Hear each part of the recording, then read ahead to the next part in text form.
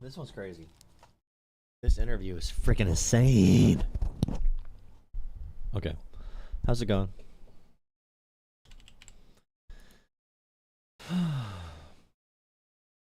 I wasn't going to stream tonight. I was all sleepy and tired and feeling a little sick. But then I remembered, if I want to be the very best, like no one ever was, like Ash Ketchum.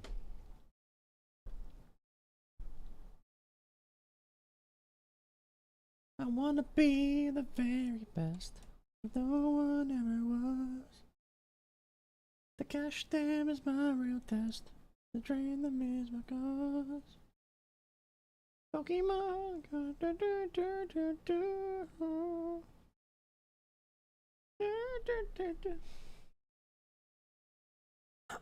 Hi everyone.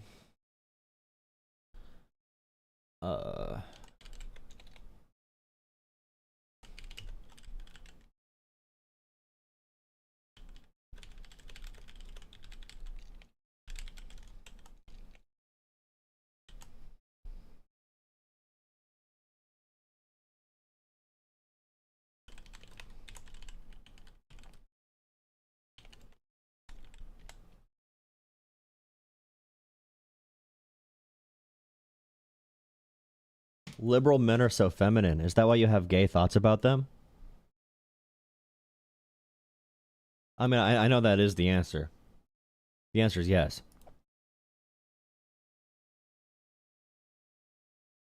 When you say liberal men are feminine, it's because you're jealous and you want to be inside. Wait a second. What the hell? You want them inside you? My bad. That was it was gonna be inappropriate, but I had to fix it. I had to clean it up for you.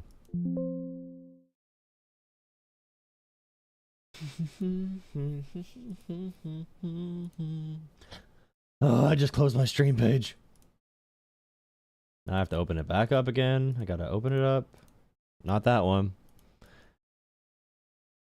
Gotta open it back up again. Go to my live stream page before I could see it, before I could start my stream. Go to YouTube Studio. I gotta go on to this content. Gotta go on live. Gotta go on Studio. This interview from Trump is the most embarrassing. On God. Call in like a valley girl. True. Alright, we're gonna start off with a video reaction before I take any calls or anything. Alright. This interview with Donald Trump is the most embarrassing thing I've seen of a US president. I get yelled at by liberals for criticizing Joe Biden so hard and him running again, but Joe Biden never sounded this brain dead. Like absolutely brain dead, suffering from dementia, Alzheimer's, whatever it might be. Trump here is freaking insane. And now to the guests. And this is the whole interview. We've been talking about all morning, President Donald Trump. Mr. President, I promise I'm not hyperbolizing at all. I am not being, I'm not trying to, you know, make it seem more than it is. Trump sounds batshit crazy here. Thanks for calling in. More than usual. In person, but we'll do this. Good morning, Joe. We've been talking about the BLS and the employment numbers all morning long. Sometimes I know you get a chance to tune in. I want to bring up a chart. I hope you can see it, or else I'll describe it to you. This is the response rate over the last 10, 12 years for the BLS household survey. It's dropped from 90% or so on time. Now remember, Trump is mad at economic numbers. Numbers are hard to argue with, but Trump still argues with them, of course. Shows like this need good numbers in America. They make their money off of finance. Okay, they do finances, transactions, they do private equity, they do a bunch of different, the way they make money is not actually doing things, okay? So accurate data from the U.S. government is needed for their jobs. So they need to not lie all the time. Now, Trump sees this in the morning and thinks the attacks on the jobs are a personal attack on him because Trump is really brain dead and thinks the economy is doing amazing. Like, Trump actually thinks the economy is doing amazing right now. So he watches it on TV in the morning, gets pissed off, tweets about it, and forces a call in the next day. I'm down to 60 and sometimes even lower. It's arguably the most important number we get about the economy. Yesterday, we had Wharton Professor Jeremy Siegel on. Just bear with me, Mr. President, and listen to this. I know you're familiar with Wharton, but unsolicited, this is what Jeremy Siegel said yesterday about the numbers. I'm not going to let the BLS off the hook. I mean, you talk about how to fix it. Make these questionnaires mandatory and give them a time limit to fill it out. I mean, I think the response rate's down to 60%. I mean, that's Trump. Get to Trump. Age, we still can't get any instant data. We're still using snail mail to get the responses back. It is the government, after all. Antiquated, no doubt, and certainly suboptimal, but rigged? Where do you get the notion that it's rigged, or do you have any? So right now what they do is they introduce a different narrative for Trump. Instead of the numbers being completely rigged, maybe it's just outdated, okay? Maybe there's snail mail and a bunch of other antiquated systems we need to update. Now, they want to give Trump an out here to not be a full conspiracy theorist and talk about, oh, it's all rigged against me. But let's see how Trump responds.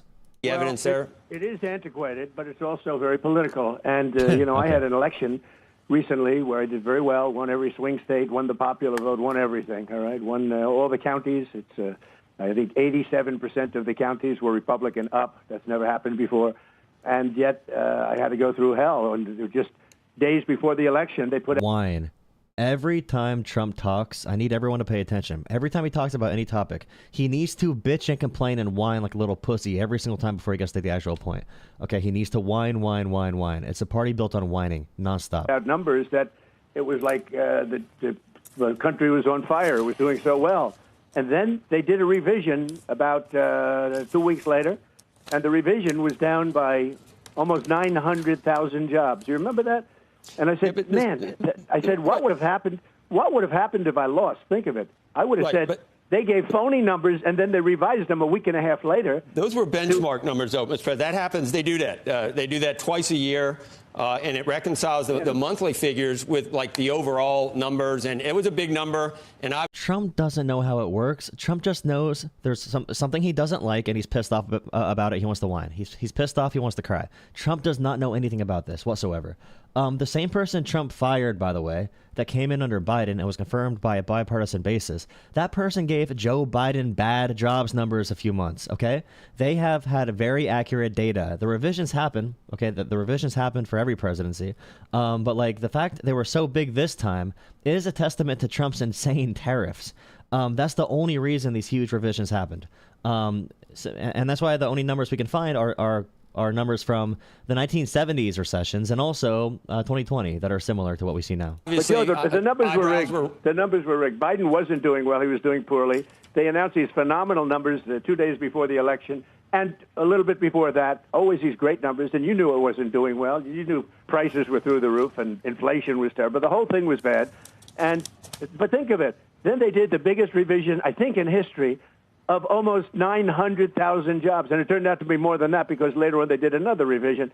And so they gave phony numbers in order to win the election. After I won the election, I said too big to rig. But after I won the election, then they announced a downward number, in other words, to bring them back to reality. And I said, wow, supposing I would have lost, I would have blamed that. And people would have said I was a conspiracy theorist. It's crazy. Elaine Chao was on yesterday, and I know she was, I think she was Labor Secretary for 8 years. Donald Trump is such a beta pussy. He has excuses, prepared for his excuses, for situations that have never occurred. Do you hear that? Trump has excuses on excuses on excuses. Imagine thinking this guy's a winner, bro. Years under Bush 2, and she was your transportation secretary as well. And she said, the commissioner doesn't really even get involved with the actual minutia of putting all these things together. And there's no way that it could have been, that she could have chosen to rig these numbers to make them look bad. And true. These are statistical changes based on this antiquated system, and it's just a big leap to go to rigged. And then it also, Mr. President, it makes anyone you pick is going to be... Oh, it's a big leap to go to rigged? Bro. You are questioning our emperor. How freaking dare you? The critics are going to say, hey, he's picking a guy that's going to give him or a gal that's giving him the numbers that he wants. So it undermines confidence in the system to some extent. You had, according to many people, all the rights in the world to try to replace a commissioner when hasn't gotten any better. But that is maybe a bridge too far, according to most people. Well, I think when somebody says the commissioner is not involved, I don't want to get into any arguments with anybody. Why should I? She's a very nice woman. Exactly. But when they say that that nobody was involved, that it wasn't political, give me a break. Look, before the election, I had this massive outflow of beauty for Biden. I mean, he didn't know he was A massive outflow of beauty for Biden. Alive. And for I didn't know Biden, he was the alive. economy was raw. It's like we're having a conversation about like starting a new business, and you're like ranting about your last relationship. Like, what are we talking about, bro? We know you're emotional. We understand that. We're trying to talk about economic data. We know you're emotional. We know you're emotional. We get it. Come on, be more active in chat. Drop some likes. We have 11 likes. Get me in the algorithm, guys. It was a beautiful thing. And I said, there's no way this is happening. It's going the opposite direction. And 2 weeks later, they said I was right. But even if you look at the original, the ones from the... Speaking of Constitution, did you see the Trump admin censored and erased the Constitution, but only the parts about habeas corpus rights and about tariffs being controlled by Congress?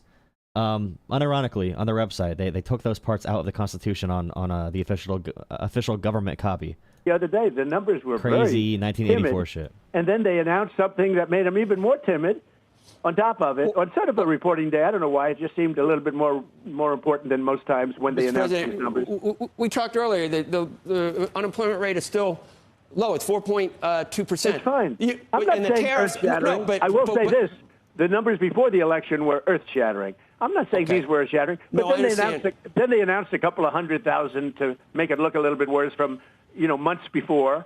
I said, where did those numbers come from? So for as much as you want to, it's a highly political situation. It's totally rigged. Smart people know it. People with common sense.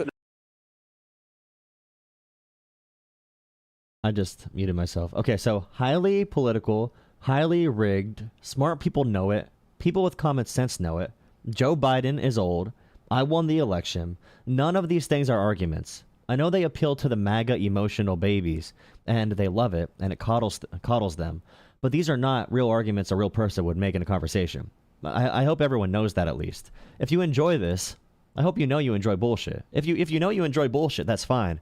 But don't lie to yourself. A lot of people like to keep their head under the covers. And let's move on to this. Which number do you believe at this point? Because if you noticed, suddenly the chances of what you've wanted for months and argued for months, the chances of a rate cut soared because of these numbers. Do you not believe the current numbers because they're playing right into what you want the Fed and Jay Powell to do? They're not horrible, as you said, but perhaps with the tariffs, some businesses delayed some spending, some consumers. If you have tariffs, which are inflationary, and you're going to cause disruption in the economy, and you just say, hey, guys, print more money, lower interest rates, and just like spam borrowing, overheat the economy even more, we're going to do huge tax cuts to increase the deficit. All that stuff has, and you're going to cancel grants for solar energy, green energy, battery plants, for medical research, for hospitals and Medicaid and all that stuff. If you do all these things, if Trump was getting a rate cut right now, there's a chance the Federal Reserve is the only thing keeping the American economy afloat right now. Without the Fed and Jerome Powell doing what they're doing, we would be in stagflation right now, probably just as bad as Jimmy Carter had it in the 70s. Consumers may have been less certain about the future. So maybe we're seeing a slight slowdown in labor, but you're going to get exactly what you want based on these numbers. Which ones do you believe? Do you not believe the revised numbers either? It's not what I want. I don't want that. I wanted it a year ago. I wanted it a long time ago. Jay Powell is highly political. And I think, I call him too late. Jerome, too late. Powell, he's too late. He's too late always. He always has been, except when it came to lowering interest rates before the election. He did. He worked that out. Who would you replace him with? I know you watch the show occasionally, and we had an extended interview with one of the prospective replacements, Kevin Warsh. Were you watching that day? Trump. I was. He's very. Jerome Maxwell. He's very good. He's very good. Sometimes they're all very good until you put them in there, and then they don't do so good. But a lot of them, I think he's the... Jerome Powell, his record, regardless of what you think about the Fed, his record as Fed chair has been amazing. Our soft landing after COVID is really just a peak when it comes to our financial system and monetary system being managed. By every metric, the market's low. They love Jerome Powell. Very good guy. I think I say Kevin and Kevin. Both Kevins are very good, and there are other people that are very good too. But Kevin's a lot of Karens. I don't know if that's good. A lot of times they're very good. Like this character that we have in there now, Jerome Too Late Powell. He was very good. He said, "Sir, I'll keep interest rates so low. I'm a low interest rate person, sir." You could hardly hear him talking over the desk. Is Warsh somebody that worked for him, he was a big fan of his, not a fan of his, he hardly knew him, but he wanted... Trump sounds like a baby that wants free candy every day. Candy for breakfast, candy for lunch, candy for dinner. You can't always cut interest rates. You have to slow the economy, grow the economy, heat the economy. You don't want to overheat the economy. Trump is already trying to do that. He was trying to do that his first term, which was bad for inflation that eventually peaked during COVID, due to other factors as well. But Trump did not help at all with his huge spending. Like, the way he talks about this is so pathetic and brain dead. There's no way to even argue with Trump. He sounds like a kid saying, he's bad because I don't like him and he smells. It's like, hey, buddy, sometimes you have to eat vegetables. I don't want to eat vegetables. We need lower interest rates now. So badly. I did somebody Mom up said there, we could but have put him candy. in there. No, he's too late.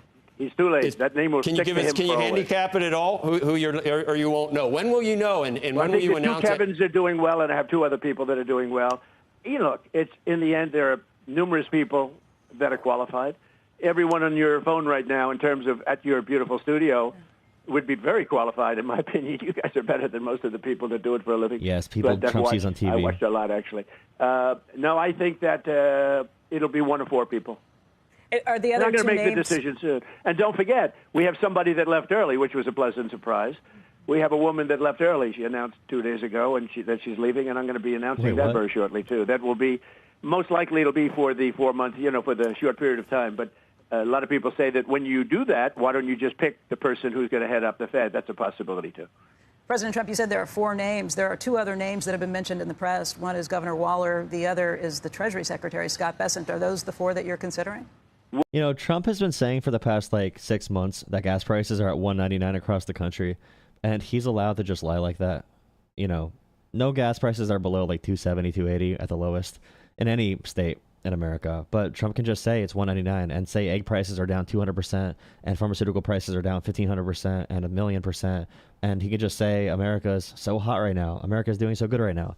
And again, his supporters are pushover baby cucks, so they don't hold him accountable for literally anything. Well, I love Scott, but he wants to stay where he is. I'll take him off because I asked him just last night, is this something you want? Nope, I want to stay where I am. He actually said, I want to work with you. It's such an honor. I said, that's very nice. I appreciate that. There's a much higher chance for corruption, I assume, working in the cabinet versus in the Fed. You have a lot less constraints on your corruption. But, no, Scott wants to do what he's doing. He's doing a great job. And he wants to do what he's doing. So what just a take him baby. off. He does not want it. He likes being Treasury Secretary. He's doing a really good job. We made the greatest trade deals. And to be honest, the people that voted Trump that I know are also whiny babies. They whine about everything. They might be tough guys. They might be tough, but they are whiners about the dumbest shit.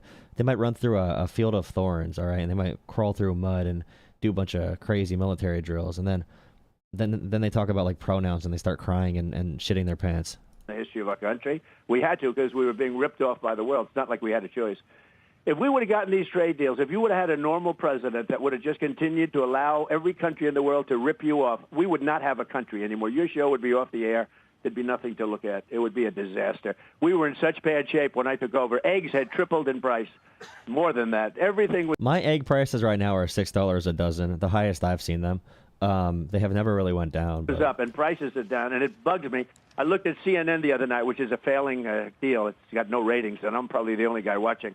And I watched these guys talking about, well, with Trump, prices are up. No, prices are down since I came in. Down. All prices just about. For eggs? Except for the price for everything, of stock. Prices are up. The price of stock is way up, okay? But prices are down. And if you look... But again, the proof right now about Joe Biden's inflation and people getting mad about it because the media told them to. Now, it can be an issue, but they never covered the wage increases. Right now, we are having a huge inflationary effect from tariffs and also the slower... issues with the economy and the demand side, a lack of overall investments and everything, and real wages, guys. Real wages are not peaking the same way they were, and I don't see people complaining about inflation nearly as much. Trump's numbers on inflation are negative 35 right now, which is good, but it's not the number one issue. And that just shows you how much the media, including CNN, including MSNBC, how much they move the conversation. The supposed liberal outlets not holding Trump accountable for literally anything. I mean, he seemed so senile, and Jake Tapper has not covered it. Stock.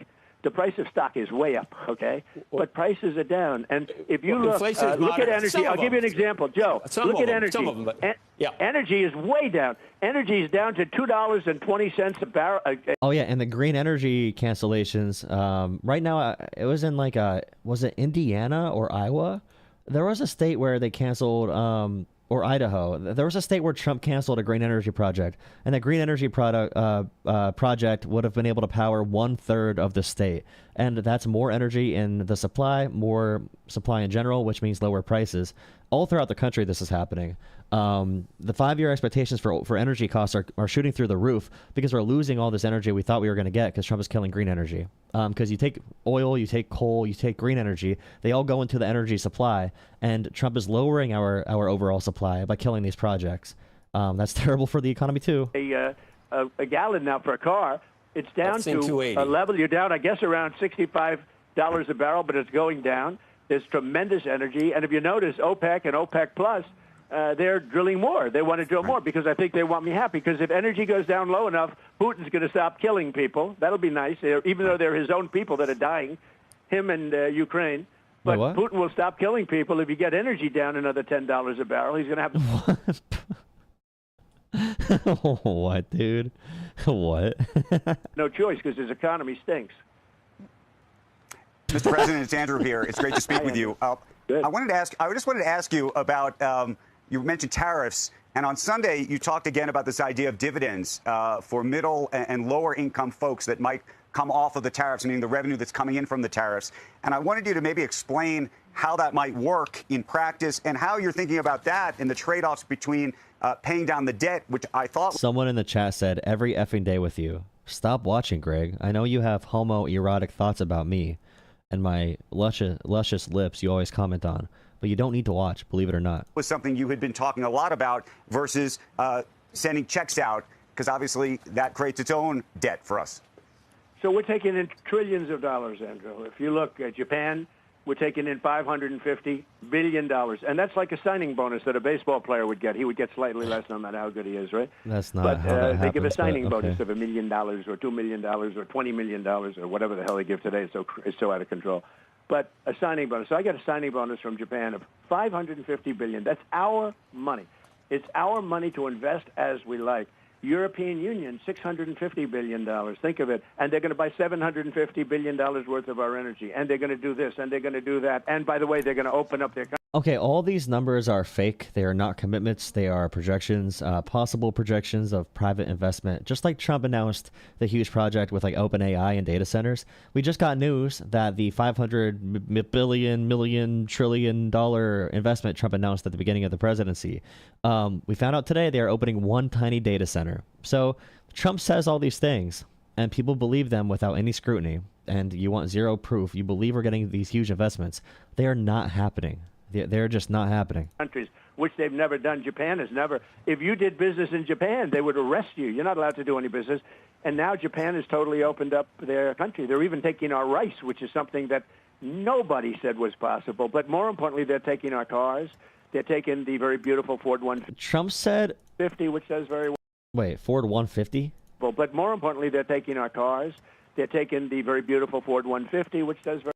Does anyone say Ford 150, bro? What kind of... I can't say. Who says Ford 150, bro? Who the hell says Ford 150?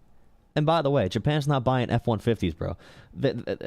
You realize what the roads look like in frickin' Japan, bro? They have small cars for a reason. And they also don't want to get 2 miles a gallon. Very well, and I'm sure we'll do very well there. And other things that do very well here will also do well there. You'd be surprised at some of the great things we make. But Japan has opened up. All of these. Indonesia's opened up their country. South Korea has opened up their country. But not only opened up, and that's going to be huge business. When you open up South Korea, it's a closed country. And now all of a sudden we're allowed to sell cars into South Korea and trucks and SUVs. I mean, we're really opening it up. Vietnam is opening up their country. You know, these are all closed countries. But the EU was closed. Yeah, bro. Vietnam is going to be able to buy American cars, bro. Yes, when they make our Nike socks and get paid $2 an hour, they're going to buy all the American cars. When the infrastructure in Japan looks like this, and it's all... Like, you realize Japan is like, what? What's Japan's population? Japan population is 124 million. They fit like 124 million people in the size of like freaking, what, New Jersey or something? Like, it's actually crazy how many people, the population density of Japan. It's insane. And they have very tight areas, tight corridors, tight roads. You don't want huge cars there. In Europe in general, they want cars, they want smaller trucks. Also, I wish we had those smaller trucks in America. Dude, I want those smaller trucks they sell in Korea and Japan. Those are freaking cool as shit. You have to import them, though. They wouldn't take our agriculture. I said to... yeah, they won't take our chemical meat, hormone meat. A British prime minister a couple of years ago said, "How many cars are you taking a year?" Let me guess. Is it 1 or 2? She said, "No. What does it mean taking? We don't take any of your cars." I said, "That's right. That's not nice." I said, "That's not right. That's not a nice thing, Angela." It's not a nice thing. This guy is brain dead, bro. He is a brain dead, moronic, idiotic. Like, oh yeah, by the way, this is the car I want to rock, dude. Dude, why can't we buy these in America, bro? I want one of these little Hondas. Come on. That'd be cool as shit. Or Hyundais, whatever. Yeah, it's a Honda. It's a Honda. Sorry, it's a Honda. Sorry, but still, bring those to America. I'm sick of these F-150s. I saw a guy driving an F-150 today. He had to be 5'2", revving his engine. He could barely see over the freaking steering wheel, bro. Compensation. Ugh. None of them, and now they take all our cars, all our trucks, everything is open, 100%. In addition, the EU is going to pay us $650 billion. That's not what they said. Round it off, actually, no, the EU is not paying you. The EU, that makes no sense. they made possible projections. Just remember, when he says all these things, they are being so unfair. It's not very nice to not buy our trucks. Trump does not understand the economy. He doesn't understand cars. He doesn't understand literally anything about the world whatsoever, other than personal grievances and emotional politics. And that's why his supporters love him, because they are emotional too. Things to $600 billion. And think of it, they're going to put up $750 billion. We're a rich country again. Now, these are just deals that I'm announcing. These are the biggest ones because EU is, essentially Europe. We made great deals with all of the countries, and they're being fair about it. One other thing, for your listeners that perhaps are a little bit less wealthy than some of your listeners, I'm doing something that nobody's ever done before. As you know, for 30 years, Europe has had drug prices that are, in many cases, 1/10 the cost of drugs in here. Same manufacturing plant, same everything. 1/10. Yeah, I probably got Japan's size wrong. Now, there is no favorite nations laws. I just said there is, okay, because we're not going to pay 10 times more per pill than they pay in Europe. Then that's going to have a tremendous impact on the price of medicine. No, the area of Tokyo alone. Mr. President, what kind of teeth, though, are in those investments? What kind of teeth are in those investments, meaning that would force the EU to make those investments? If they don't make those investments, what happens on the other side? Well, then they pay tariffs of 35%. No, they brought down their tariffs. So they paid $600 billion. And no, I was wrong. Redaction. I thought Japan was the size of Rhode Island. My bad. I thought it was a little bit smaller. But yeah, the population density in a place like Tokyo is actually really crazy. Their population density is like 6 times higher than California, I'm pretty sure, which is super, super interesting. They have 4 times more people in the same space in Japan. Because of that, I reduced their tariffs from 30% down to 15%. And a couple of countries came, how come EU is paying less than us? And I said, well, because they gave me $600 billion. And that's a gift. That's not like, a loan. They didn't give you any money. They didn't give you any money. They did not give you any money. A loan that, 3 years comes up, we have to pay it back. There's nothing to pay back. There is nothing at all. $600 billion that we can invest in anything we want. What, dude? Yes, they just gave us $600 billion, bro. That's what happened. Deal that and nobody knows it, Becky. Nobody knows it because nobody knows it because it's not real. We have been trying to figure out the details on that, Mr. President. So there are no details. clarity on the details are $600 billion to invest in anything I want. This guy, anything. I can do anything I want with it. And the purpose was they've been, ripping us for so many years that it's time that they pay up, and they have to pay up. We couldn't afford to have the deficits. Look, I did something with Switzerland the other day. I spoke to their prime minister. The woman was nice, but she didn't want to listen. And they paid essentially no tariffs. And I said, we have a $41 billion deficit with you, madam. I didn't know her. What? I said, we have a $41 billion deficit, and you want to pay 1% tariffs. You wanted 1%. I said, you're not going to pay 1%. We lose, because I view deficit as loss. You have some people, by the way, I think pharmaceuticals are a big issue with Switzerland. Viewing a trade deficit as a loss is also brain dead and completely fake. And I think well, I'll go into pharmacy. And by the way, even countries where we have a trade surplus with Brazil or Australia or the UK, I think we have a UK surplus, I'm not sure, but Australia, Brazil, where there is no deficit, we still are tariffing them, so it's a lie as well. I feel like maybe it's correcting Trump is so hard because of so much rapid fire You know, bad word for being stupid. You can't correct all of it, and then people just like hear it, they get confused too. I don't. Maybe when you have someone who understands the economy talking about economics, they sound the same to a stupid person as Trump sounds to a stupid, or maybe they sound smart to us, but Trump sounds smart to a stupid person. Maybe that's what. Maybe it's a different language. Pharmaceuticals. Yeah. They make a fortune with pharmaceuticals, and they make our pharmaceuticals in China and Ireland and everything else. And within the next week or so, we're going to be announcing tariffs on specifically. This is a separate class than the 15% tariffs on sort of everything.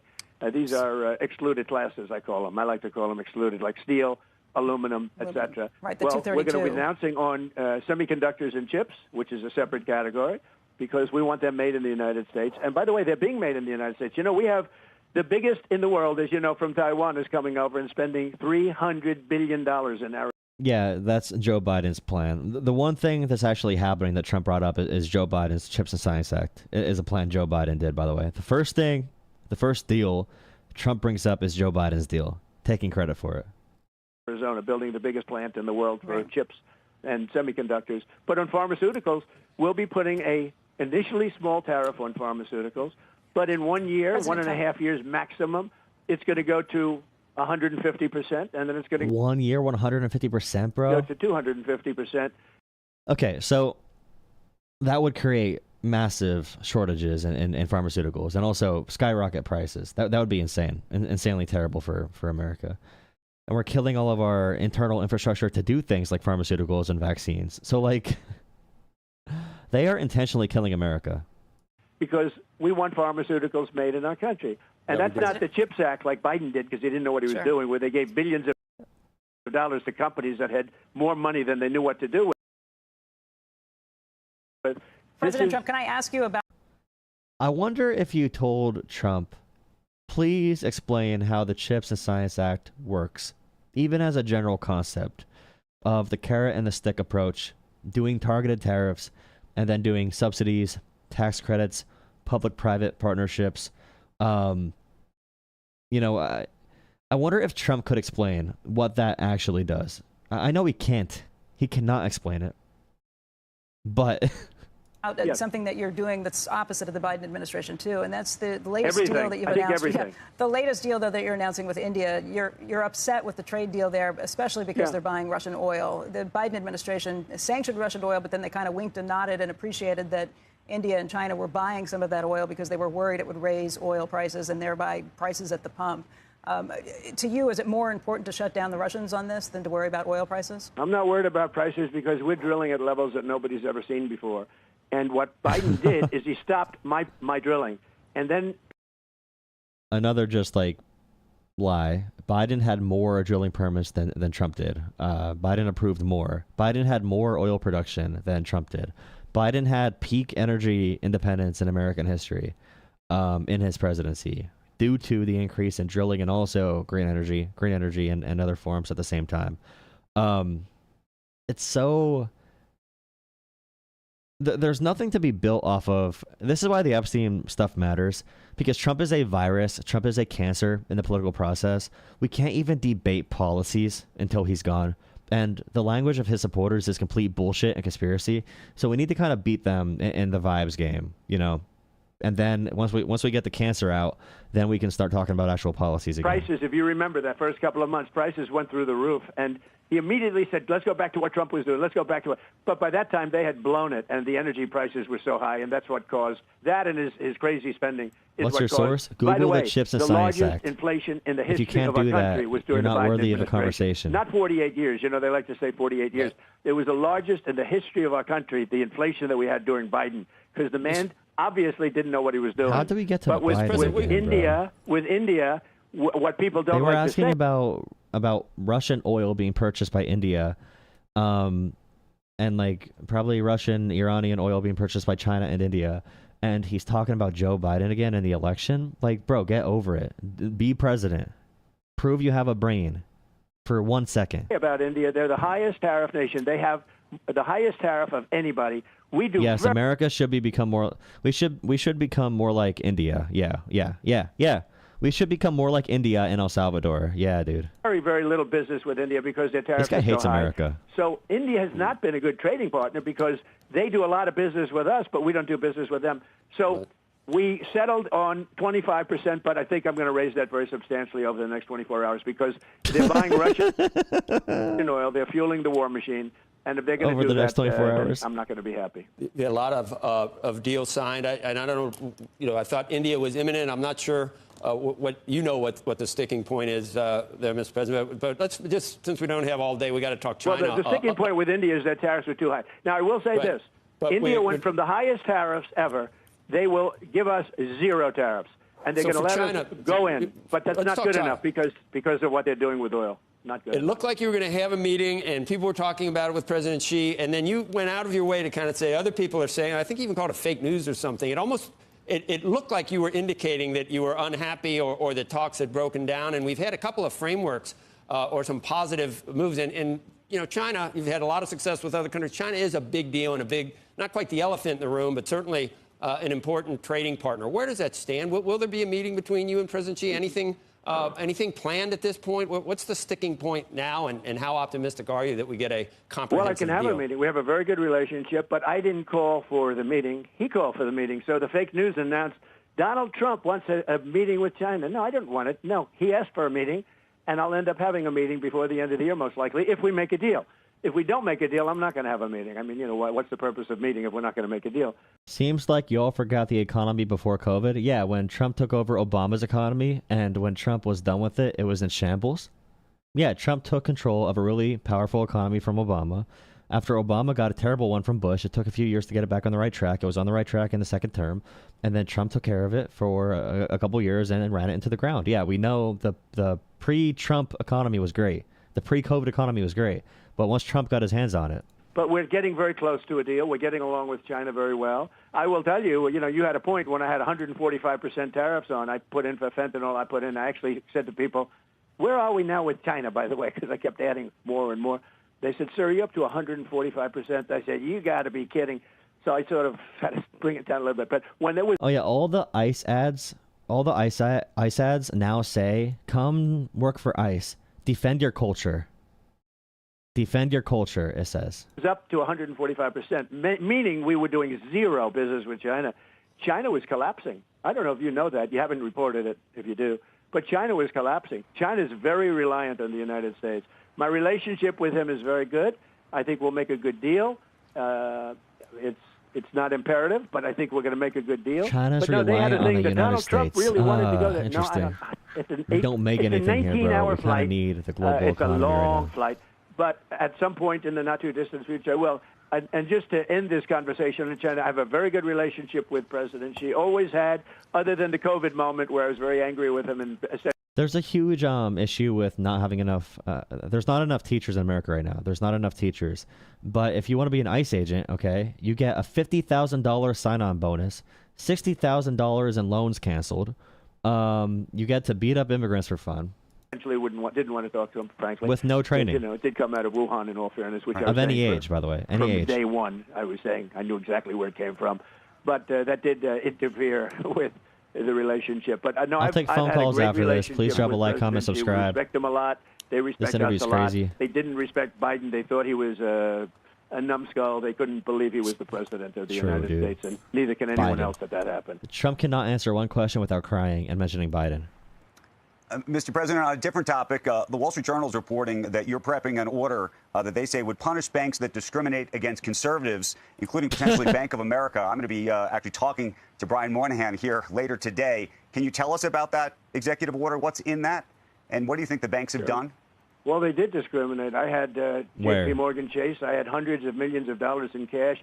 I could see if they want to, if they want to do something bad because you don't have any money and you defaulted and they took people out, but I'll give you me as an example. I had hundreds of millions. I had many, many accounts loaded up with cash. I was loaded up with cash, and they told me, I'm sorry, sir, we can't have you. You have 20 days to get out.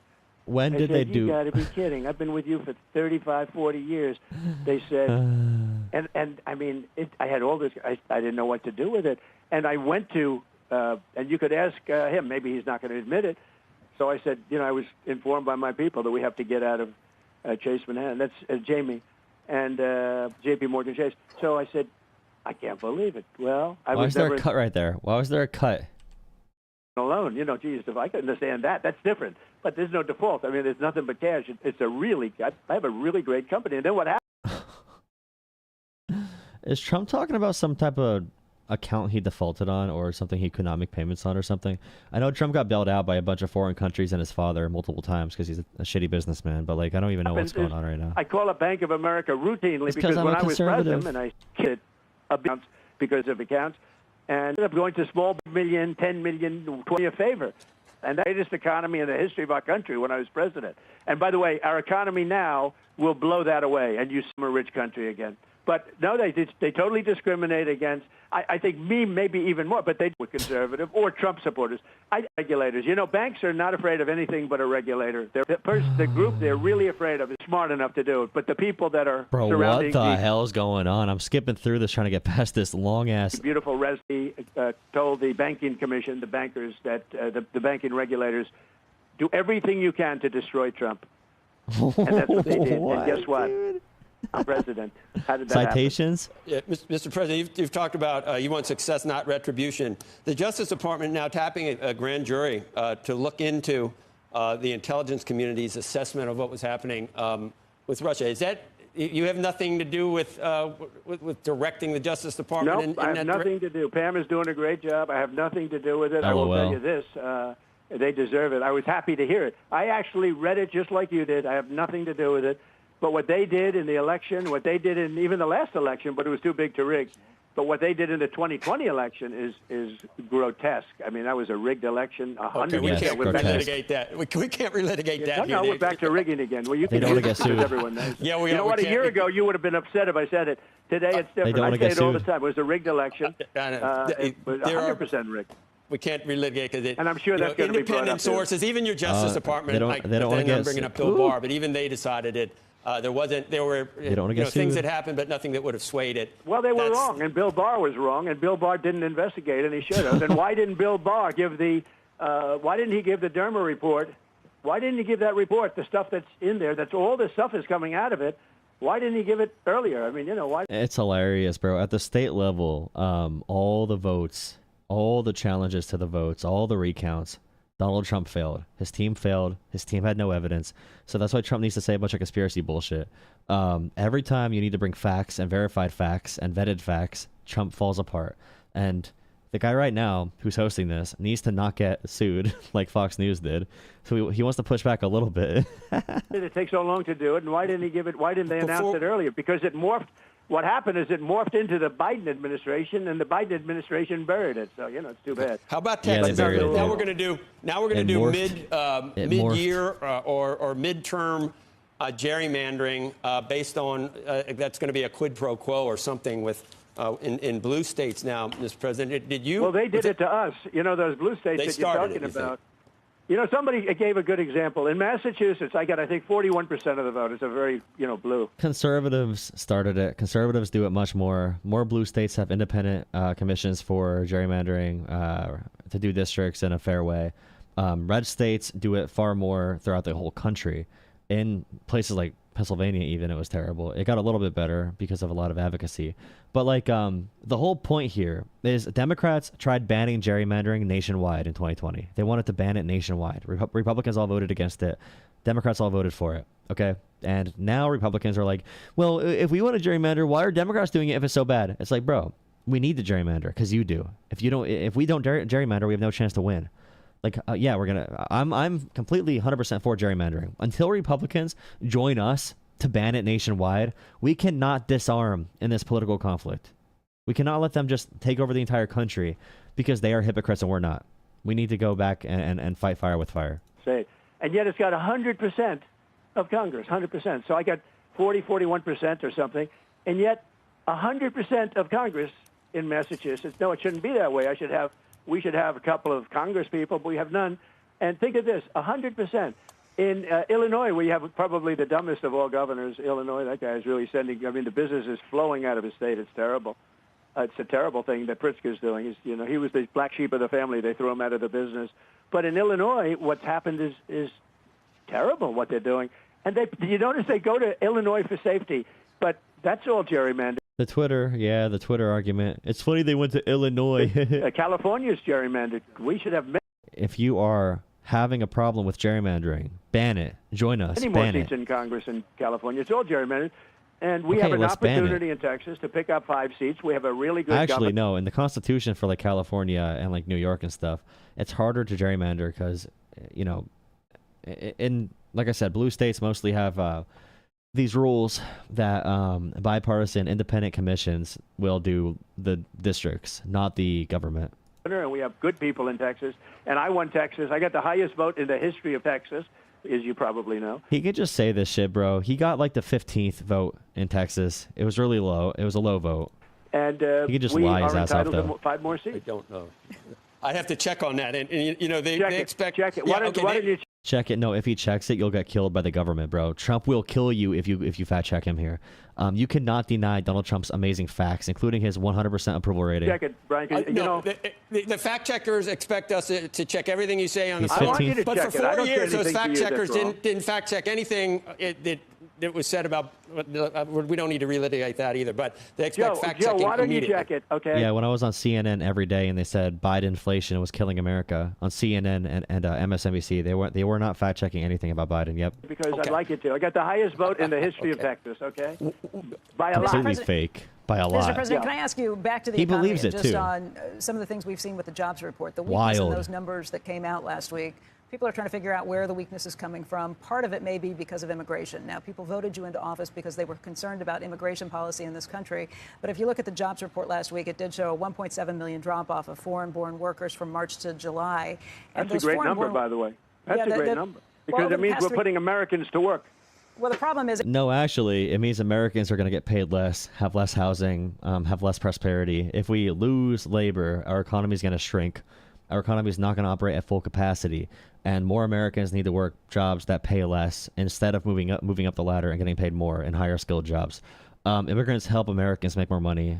Pretty much every study says this, but it's whatever. They hate immigrants. They'll get what they deserve, I guess. I hope they all suffer the consequences, economically, because it's so pathetic. And by the way, again, ICE is giving advertisements saying, "Come protect our culture. Come protect our culture." Come protect our culture in America. It's not about crime. It's not about jobs. It's about their culture. What do you think it means when they say we need to attack immigrants because they're stealing our culture?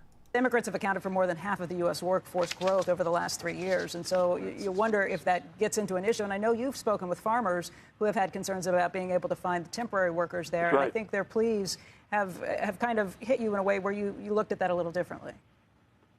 Well, I think this. We're getting the criminals out of our country, because they had an open border policy because they were fools, and they allowed people from prisons and gang members and drug dealers in. No, I mean, when it comes to prisons, gang members, and drug dealers, that's like 1% of the people being detained and deported brutally. They're picking people up from their immigration court hearings. They're violating due process, even when it comes to immigration standards, which is lower than a criminal court. Like, they are doing terrible things right now. We're past the point where they can pretend like they're going after criminals. They can't even rely on that argument anymore. To our country, we're getting the criminals out of our country by the thousands, and there's not that many criminals who are we immigrants. have people that are mentally insane. They come out of insane asylums and psych wards, and they come out of places that And some people say, like, well, if you're here and you don't have any documentation, you're here illegally. Well, no. When you say criminal has a connotation where someone's a public safety threat. They are violent. No one says criminal to say, oh, you jaywalked. Oh, you sped. Oh, you walked across the border. A criminal, in the way we talk about it, a criminal is someone that does something violent, that cannot be trusted. That is a bad person who is a threat to their fellow human beings. Okay? So you see right here, Trump, I know his supporters fall back, but Trump does not fall back. He goes right into the angle of, oh, they're insane, they're mentally insane, they're in insane asylums, they are violent murderers and killers and drug dealers. Every person we're going after is this. And it's just not true. Want to know about, you would not like to see it. but they dumped everybody in our country, from percentages. the Congo in Africa to all over South America. They dumped millions of people into our country that are dangerous people, and I'm getting them out. I'm working with the farmers, however, the farmers have been great. I also got the highest vote for farmers, I think, that anybody's ever gotten. And I take care of the farmers. I love the farmers. They're a very important part of this country. And anti-immigration. And we're not going to do anything to hurt the farmers, and we're working on that, and we're going to be coming out with rules and regulations. I mean, you'll see a farmer with the same person working for him for 20 years. The person's even paying taxes and other things. And we're looking for the criminals, the people that murdered. You know, we have 11,888 people that came into our country under Biden, with our great czar, a border czar. She never called one.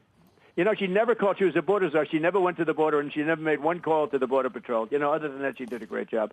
But they had hundreds of people that were murderers, 11,888 murders, 50% of which murdered more than one person in our country. We've already gotten a lot of them out, and some of them are so dangerous we don't want to bring them back. We want to put them in our own prison. If there was a string in the past 4 years of 50,000 plus murders from immigrants, we would have heard about it. We would not hear about the same 5 cases repeated over and over and over and over and over again, bro.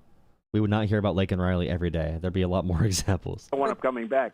But they allowed 11,888 murderers, many of which murdered more than one, into our population. More than one. We're getting them out. More Mr. than President, one I just each. want to hear you clearly. You're saying the people who have been here for years and who have been even paying taxes, you're going to look at them very differently, and maybe they belong here in the workforce? I want to work with them, and in some cases, we're sending them back to their country with a pass back in legally, and we're doing things that are very difficult to do and very complex, but it works really well. We're sending them back, and then they're schooling, they're learning, they're coming in legally. We have a lot of that going on, but we're taking care of our farmers. We can't let our farmers not have anybody, these people, you can't replace them very easily. You know, people that live in the inner city are not doing that work. They're just not doing that work. And they've tried, we've tried, everybody tried. The inner city? They don't do it. These people do it naturally. I said, what happens if they get it to a farmer the other day? What happens if they get a bad back? He said, they don't get a bad back, sir, because if they get a bad back, they die. I said, bro, that's freaking crazy. That's insane. First off, he goes right to the people in the inner cities don't want to do farm work. So black people, essentially, when they say inner cities, I thought the white Americans were going to get more jobs. But we have to go to the inner cities, and they don't want to do the work, so we have to get the immigrants. And they do it well because they're naturally good at it. It's what they naturally do. They just naturally do it. I mean, it's in their genetics. I was talking to a farmer, and I said, what happens if they hurt their back? And the farmer said, if they hurt their back, they die. They die. What the hell, bro? That's the most, like, it's not even covert. That's the most racist shit I've heard someone say in a long time. And I'm from the middle of a white community in Appalachia, bro. I've heard some crazy shit. I've heard slurs AI could not create if it had 1,000 data centers and unlimited time. I've heard slurs that would make a person throw up on the spot. That a neo-Nazi would feel uncomfortable around these slurs. And like, that's the most racist shit I've heard, bro, in the past like 10 years. Holy shit. That's some crazy like eugenics type shit. What the hell's going on, bro? What's going on? I said, what happens if they get it to a farmer? They don't do it. These people are not doing that work. And people that live in the inner city are not doing that work. They're just... No one brought up the inner city before this. No one brought up inner city at all. Anything before this. Inner city. Not doing that work. And they've tried, we've tried, everybody tried. They don't do it. These people do it naturally. I said, what happens if they get it to a farmer the other day? What happens if they get a bad back? It's also taking away the hard work of people who grow up on farms, who grew up in bad conditions, who made it to America to work their asses off as well, dehumanizing them even further. Bro, it's the whole racism thing. Just because Trump can be friends with a bunch of rich black people and Snoop Dogg and Oprah are okay hanging out with their fellow rich people, that does not mean he's not extremely racist. A lot of racist people make a pass for some of the good ones, as they call them, the good blacks that don't talk about race issues that much around them. Like, oh my God, bro. That was insane. He said they don't get a bad back, sir, because if they get a bad back, they die. Okay, wait, let me just rewind in the conversation. I'm probably missing context. I'm definitely missing context. Okay, I'm missing context. They were talking about working class populations and different demographics of white areas, inner cities. White areas, white areas, inner cities, the two demographics right there, right? Going on, but we're taking care of our farmers. We can't let our farmers not have anybody. And the whole concern is we have to take care of our farmers. It's not we have to take care of the workers either.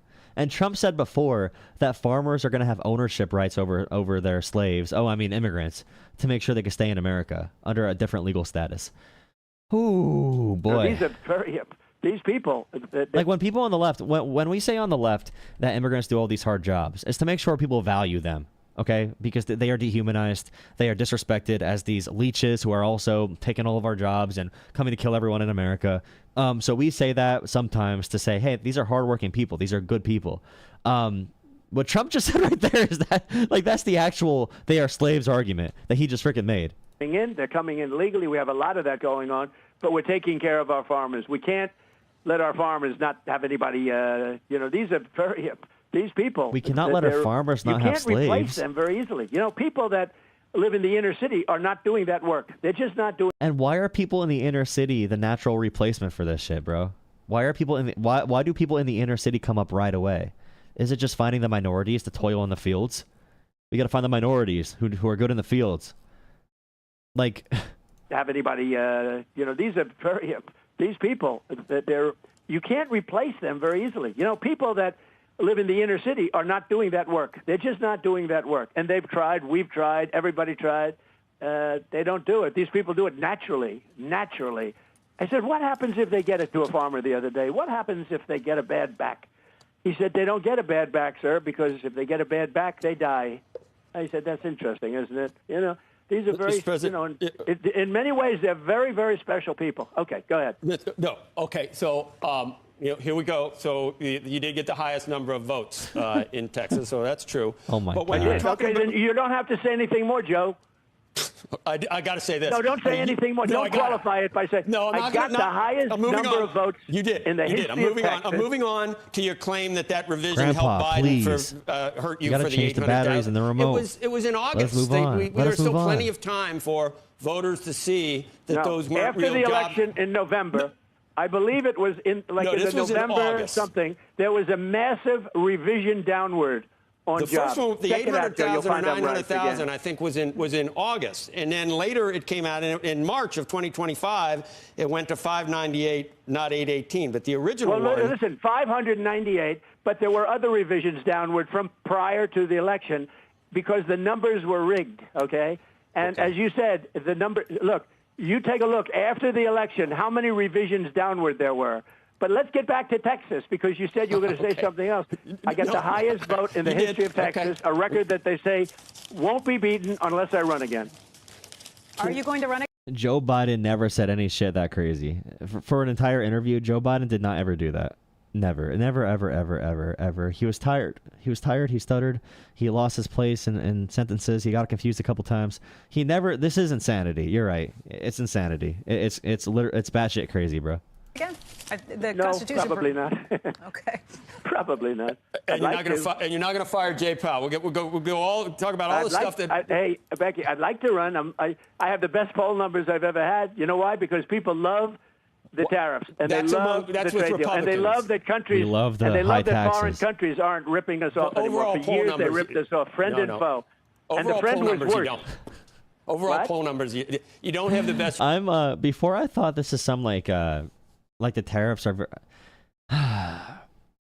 He really is like an empty suit of insanity. The personification of the human embodiment of just narcissism, and everyone around him, every influence is trying to appeal to him and make him happy and suck his toes as much as possible. That's what TDS means, Trump D-sucking. It's just like that's why he gets all these gifts and all these different dinners he goes to and all these different presents from world leaders and CEOs and cash donations and settlements and stuff. You need to appeal to the king. You got to kiss his feet. It's actually crazy. You ever had an overall poll numbers? This is some Middle Eastern dictator type shit. I have the best poll numbers I've ever had. I have poll numbers where I'm 71%. I have the best poll numbers. Those are among Republicans. No. Among Republicans, I'm at 90. Wait a second. Okay, wait. Ever had. Among I have poll numbers where I'm 70. ripping us off anymore. For years, they ripped us off, friend and foe. And the friend was worse. Overall poll numbers, you don't have the best you ever had in overall poll numbers. You do.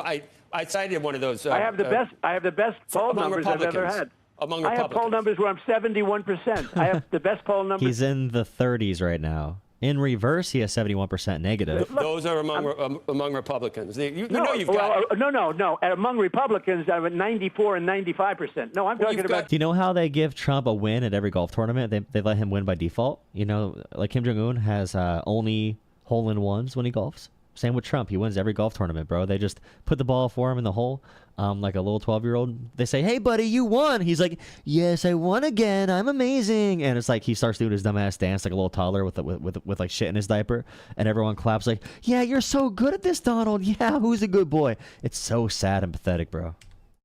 No. Among Republicans, I'm at 94 and 95%. No, I'm talking about generally. I have the. Let me put it this way: He really there was believes a this. gentleman on Harry Emden yesterday on CNN, and he went crazy over how well Trump was doing. Now, you don't put that on because I think CBS is a shade. Actually, CNN's a shade better than NBC. I think NBC is probably the worst of them all. But if you check CNN tomorrow, watch Harry Emden, and you'll see about the numbers. But that's okay. We have to defend ourselves. Wild. Yeah, we have to defend ourselves. When he feels radical and crazy about defending himself, and it's about completely fake allegations and made up things about the election and everything, that's when you get like witch trials where you have people, and that's the threat of the Epstein files. If they come out and say a bunch of politicians' names, and then a bunch of militant vigilantes think they're going to go solve the case because they have no actual proof on anything, it can be a really dangerous environment for everyone involved. Please drop a like, a comment, and subscribe. Thank you for watching. I'll take some phone calls in a second. Really appreciate if anyone has any cash laying around, donations for Jola Politics for the Jola studio. Really appreciate it. There's a link in my descriptions on Coffee. You could donate with a credit card or debit card, or Jola Politics, the name of my channel, Jola Politics, on Cash App, PayPal, or Venmo. Really appreciate all the support getting to an actual studio for myself. As you can see, my setup right now is pretty shitty. It's not terrible, but it's pretty shitty. Before I was in like a basement, so this is better than that. But yeah, thank you for all the support and likes and subscriptions. I'll take some phone calls in a couple seconds. I know, but there are other. They can cite. Your haters cite polls that have you down in the 30s, Mr. President. And, yeah, but they're fake polls, Joe. Yes, I had a lot of fake polls. You also have me in the 70s. Yes, I have they're all fake polls. fake. Fox gives me terrible polls all the time. They do nothing but I've never had a good poll with Fox. And then I win an election and I go through the roof. Because look, I won every swing state. Did I not? I won every swing state. Andrew, I won the popular vote by millions of votes, even though they tried like hell to cheat. I won by millions of votes. I won the counties and all of the counties. I won 2,750 to 502. And I won the election in a landslide. And obviously, that's only, we're only 6 months in. But my poll numbers are the smallest popular vote victory in American history. But again, you could not, if you correct Trump on this, you get shot in the head. All right. Now, in other countries where there's a full dictatorship, that would be true. If you go to Putin and you say, "Hey, Putin, you do not have 90% approval," they'll shoot you in the head. You'll be shot. You'll be put in jail. Maybe you'll be put in jail and poisoned first. But if you keep doing it, you're gonna get thrown out of a window. Windows in Russia are very dangerous. Now in America right now, they just try to cancel you, censor you, get the FCC on your case, try to put lawsuits on you. But as this progresses, you cannot even correct basic facts about poll numbers. Like, I won all of Texas, the highest Texas numbers in America history. I have the highest popular vote win. Well, it's actually the smallest popular vote win, one of the smallest. He lost the popular vote his first election. He could just say all this shit. My approval is 99%. I won every golf tournament too. You can't correct that, or you get kicked out of the cult. It's crazy. But thank you for watching.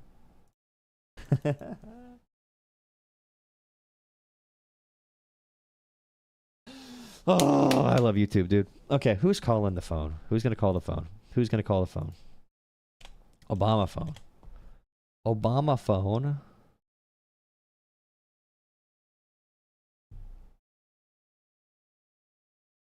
Thank you, Sri, as always, getting the ball rolling. Thank you, Sri, for $5 on Venmo. I really appreciate it.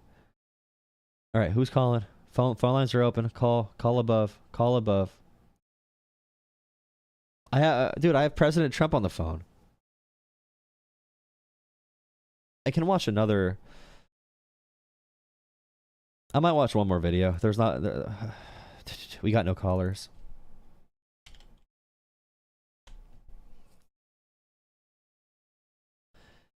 What is CoffeeZilla's other account called again? Voidzilla. She cleared. Ghislaine Maxwell. Okay. Ghislaine Maxwell has cleared Donald Trump's name while awaiting her pardon. This is new. Bro. Okay, CoffeeZilla, Voidzilla. She cleared Trump. Ghislaine Maxwell says Trump is not involved in the Epstein files. Ghislaine Maxwell has cleared Donald Trump's name while awaiting her pardon. This is. That's all you got to hear. She has cleared Trump's name while awaiting a pardon because she is a convicted, disgusting, terrible human being who ran one of the most complex trafficking rings in world history, and she will lie about anything. And the Trump admin is dangling a pardon in front of her head. She's now in a minimum security prison as a deal with the Trump admin followed, and she is going to spill some beans. And by the way, it's going to be attacking whatever narrative Trump wants because she wants a pardon. She wants a pardon or a commuted sentence or something. New from ABC, Ghislaine Maxwell. And Trumpers are going to fall for it. They view her as a victim, I bet. They will fall for it. They don't care about the kids. Told DOJ Trump never did anything concerning around her. Now, notably, Trump has been asked whether he's going to pardon Ghislaine Maxwell before he said he wishes her well. I just wish her well, frankly. Yeah, I wish her well. I'd wish you well. I'd wish a lot of people well. Then he's asked if he's going to pardon her. He says, well, I'm allowed to do it, but I really haven't thought of it. I'm allowed to do it, but it's something I have not thought about. Now, notably, this is very similar to the way Trump has responded previously when talking about people he would later end up pardoning. Someone, yeah, he talked about P. Diddy, too. Diddy's reaching out for a pardon. Dude, all the pedophile protection party members are coming together. Did you see the Republican governor today who their relative assaulted a 13-year-old and they helped change a state law to protect their relative? Literal pedophile protection. I don't want to talk about pardons for Michael Flynn yet. You pardon Paul Manafort? I have not even given it. If that story's fake, let me know. But oh wait, it is a real story. It is a real story. GOP lawmaker changes law to help relative facing child rape charges. Literal pedophile protection party. Now MAGA views Ghislaine Maxwell as a truth teller on their team. Pathetic, bro. A thought as of this moment. Roger Stone, are you going to pardon him, sir? He's been convicted of felonies. Am I going to pardon him? Well, I hadn't thought of it. Now, obviously, he later did pardon Michael Flynn, Roger Stone, and Paul Manafort, and this has all led many people to wonder if a similar thing is in the works for Ghislaine Maxwell. Now, this all comes after 9 hours of Ghislaine Maxwell privately speaking to Deputy Attorney General Todd Blanche. He's the former defense attorney for Donald Trump, and this was a private meeting. It's notable that there were talks about doing it publicly in front of Congress, but that got shoved aside pretty quick when they realized they could just do this behind closed doors. Yeah, behind closed doors. And by the way, someone from the executive branch, the Trump personal defense lawyer who now works for Trump, or the executive branch, would never be doing this under any other circumstance. It should be someone independent from another federal law enforcement agency. It should not be someone with personal ties to Trump, who is very implicated with the Epstein files. Now, Todd Blanche said he was thinking about releasing the transcripts. We don't know if that's going to happen or not. Do it. But today we got the leaks of what may have been said during I want the audio. I don't want the transcripts. I want the freaking audio. 9 hours where Ghislaine Maxwell told Todd Blanche that Trump had never done anything in her presence that would have caused concern. Now, do we believe this? Well, the challenge is that Ghislaine Maxwell has every reason to lie. She, after all, is looking for a pardon. Her lawyer says right now that she would welcome any relief, and relief is exactly what she got after this testimony, right after the testimony. Good job, to MAGA. The DOJ, where You're she freeing convicted sex traffickers. She got transferred Good to job, a less MAGA. restrictive prison called a minimum security prison. Yes, alligator Alcatraz for innocent immigrants who have their court cases in limbo. Okay, ICE detains them at a court hearing. They get put in alligator Alcatraz to pick their own shit out of the toilet with their own hands because there's no water pressure. But Ghislaine Maxwell gets sent to a cushy federal prison, the cushiest. The Washington Post calling it one of the nation's most lenient lockups for nonviolent women offenders. It's notable she had to get a special waiver to even go to this prison because normally sex offenders are not allowed. And this is something I really want to hit home. Previously, I've been talking about Ghislaine Maxwell, and we've been talking sort of like, okay, yeah, she trafficked for Jeffrey Epstein. I think it's worth hitting home that she also participated in some of the acts. She is a offender, convicted, and those types of people aren't eligible normally for minimum security prisons. Jim Jordan, Republican senator, all right, faces disposition or deposition under oath regarding Ohio State sexual abuse scandal. Ooh, another Republican covering shit up. That's why a former warden told the Post, inmates, if they have a defense are not going to a place like that, period. It's truly unheard of. Quote, it's a country club. Someone gave special preference to Maxwell that, in my knowledge, no other inmate currently serving in the Federal Bureau of Prisons has received. So she is getting special treatment for something. We don't know exactly why. She had to get a special waiver for this, though. This is not something that everyone gets. Contradicting this, though, the president has come out and said, oh, this is actually a very normal thing. For you. One, did you? And who are you? You would rather have Kamala? You have been fooled. Yeah, under Biden, Jerome Maxwell got prosecuted. Under Trump, she's getting a cushy treatment and a special waiver to be in a country club form of federal prison. Yeah. I know your party wants to help free these people, but mine was prosecuting them. Were you aware of and did you personally approve the prison transfer for Ghislaine Maxwell that your Justice Department? I didn't know about it at all. No, I read about it just like you did. And do you believe that she is... It's not a very uncommon thing. Do you believe that she's credible to be listening to? Your Deputy Attorney General sat down with her recently. A special waiver. Well, let me tell you, he's a very talented man. I'll remind you, the guy he's talking about formerly was his defense attorney.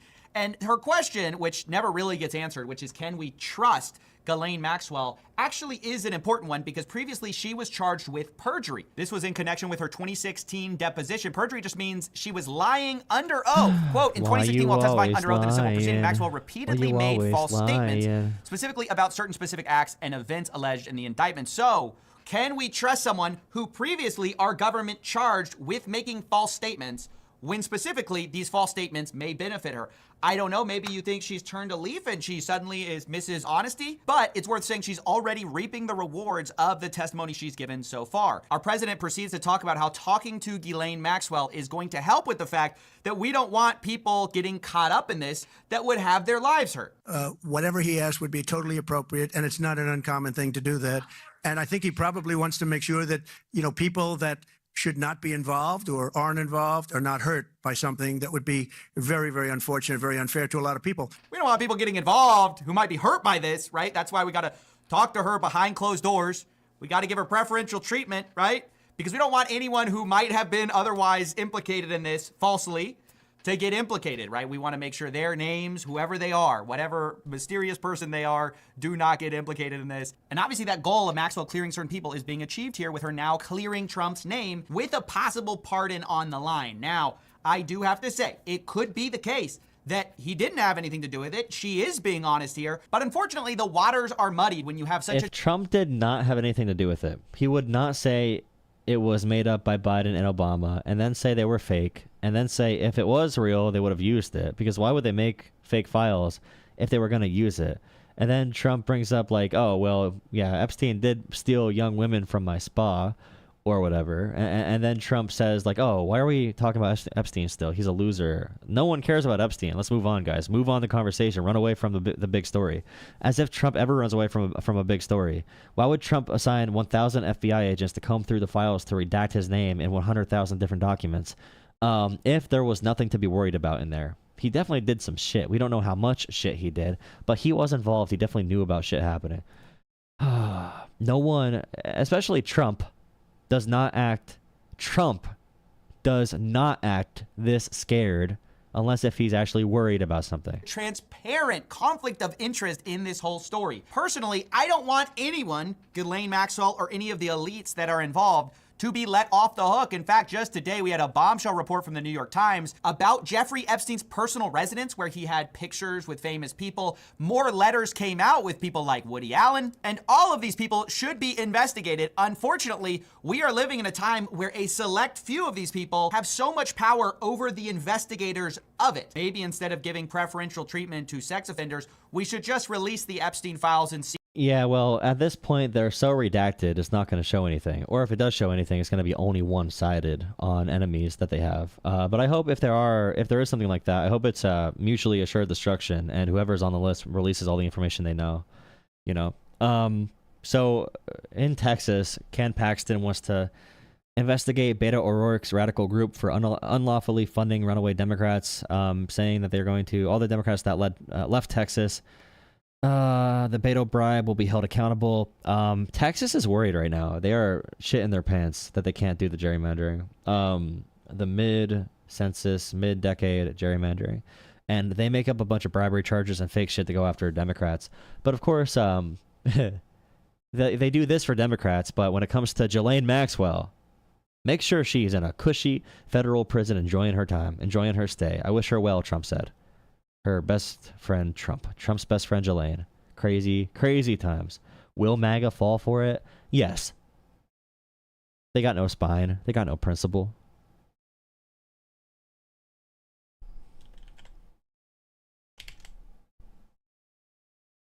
Okay, I'll answer phones now. Call the phone, call the phone, call the phone. Here, I'll call you back. Hello, please. I tried calling you back. You failed. You failed your assignment. Joe Rogan on the left. Talk on the live stream. Why won't you answer? Why won't I answer? Why won't you answer, dude? Hey, Jola. This is Jeff from California. I love what you do, bro. I really do. We need more people like you. I was listening to you say that we need more like Joe Rogan on the left or something similar. We need to engage with the space. I couldn't agree more, but not called to debate you, bro. I have a family full of Trump supporters, and somehow when you ask them about their values, they're good people, and they get lost in between, and I just appreciate you taking the Call from David. Hello. Hey, how you doing today? I'm doing fantastic. How about you? Hey, so I'm calling in. I'm kind of just thinking, like, you sit here, you talk bad about Trump and all this every day, and that's fine if that's what you want to do. But do you think that what you're doing is actually helping the Democrat Party? Yeah, I think so. I have conversations with independents, conservatives, and I take phone calls a lot. So I think it definitely does help. And I think I'm good at strategy but too. I've seen you a few times. I don't watch all your shows every day or whatever, but I never hear you talking about programs or. Sorry, I'm out on a walk. I never hear you talk about like programs, blah blah blah. That Democrats are doing that you want to see Democrats do that you want to. It's all Trump hate. And like I said, if that's what you want to do, it's what you want to do. But I don't see how you think that. Yeah, I don't think that you're going to turn people against Trump like that. You know what I mean? I mean, the thing is, Trump does not allow us to have conversations about policies anymore. I do talk about policies, but every Trump supporter talks about immigration and trans issues. It's the only two things they talk about. Their brains have two modes. But that's because you're talking about either the Epstein stuff or immigration, basically modern news topics type stuff. I talked about Medicaid cuts. I talked about the Medicaid cuts and the taxes. I talk about that a lot, actually, and the trade deals and the tariffs. We just talked about the tariffs and why they're bad. So, yeah, but I'm talking about that's still anti-Trump stuff. We're not talking about what Democrats are doing. What's the Democrat answer to a tariff? I brought up the Chips and Science Act under Joe Biden today, which is the proper way to use tariffs, and that's a good thing to do. The what? The Chips and Science Act under Biden. Sure, it's a policy Democrats did, and they would do that more. And Trump is killing it. When you're talking about a specific thing, right? But when we're talking about our total trade deficits, what are we going to do about total trade deficits on the Democrat side? Trade deficits don't really matter. Deficits are a really dumb way to do it. Well, trade deficits means money is leaving the country. Not necessarily. If we can buy cheap products from Vietnam, for example, we're going to have a huge deficit with them, but we get a value in the cheap products we can buy. It's like storefronts. And the value our country gets from buying from different storefronts and having different trade partners. Vietnam is a poor country. They cannot buy American goods. So obviously we're going to have a deficit with them. That's why it's really dumb to look at it that way. But even countries like Australia or the UK or Brazil, we have surpluses. But we're tariffing countries. No, but I'm saying we're tariffing countries that we have surpluses with at huge numbers, 20, 30% for no reason. We have surpluses with them. Well, some of them are like Vietnam. The reason we have tariffs on them is because Chinese companies are going to Vietnam in order to get past the tariffs. You can do that in a trade deal. You can take care of that in a trade deal. The TPP that Obama did was really good at that, but Trump destroyed it, and no one really cared. No one ever gave Obama credit for the TPP that isolated China in trade. A lot of people definitely were against that, and I was never against that. I've always been that we should be tough on China on the trade.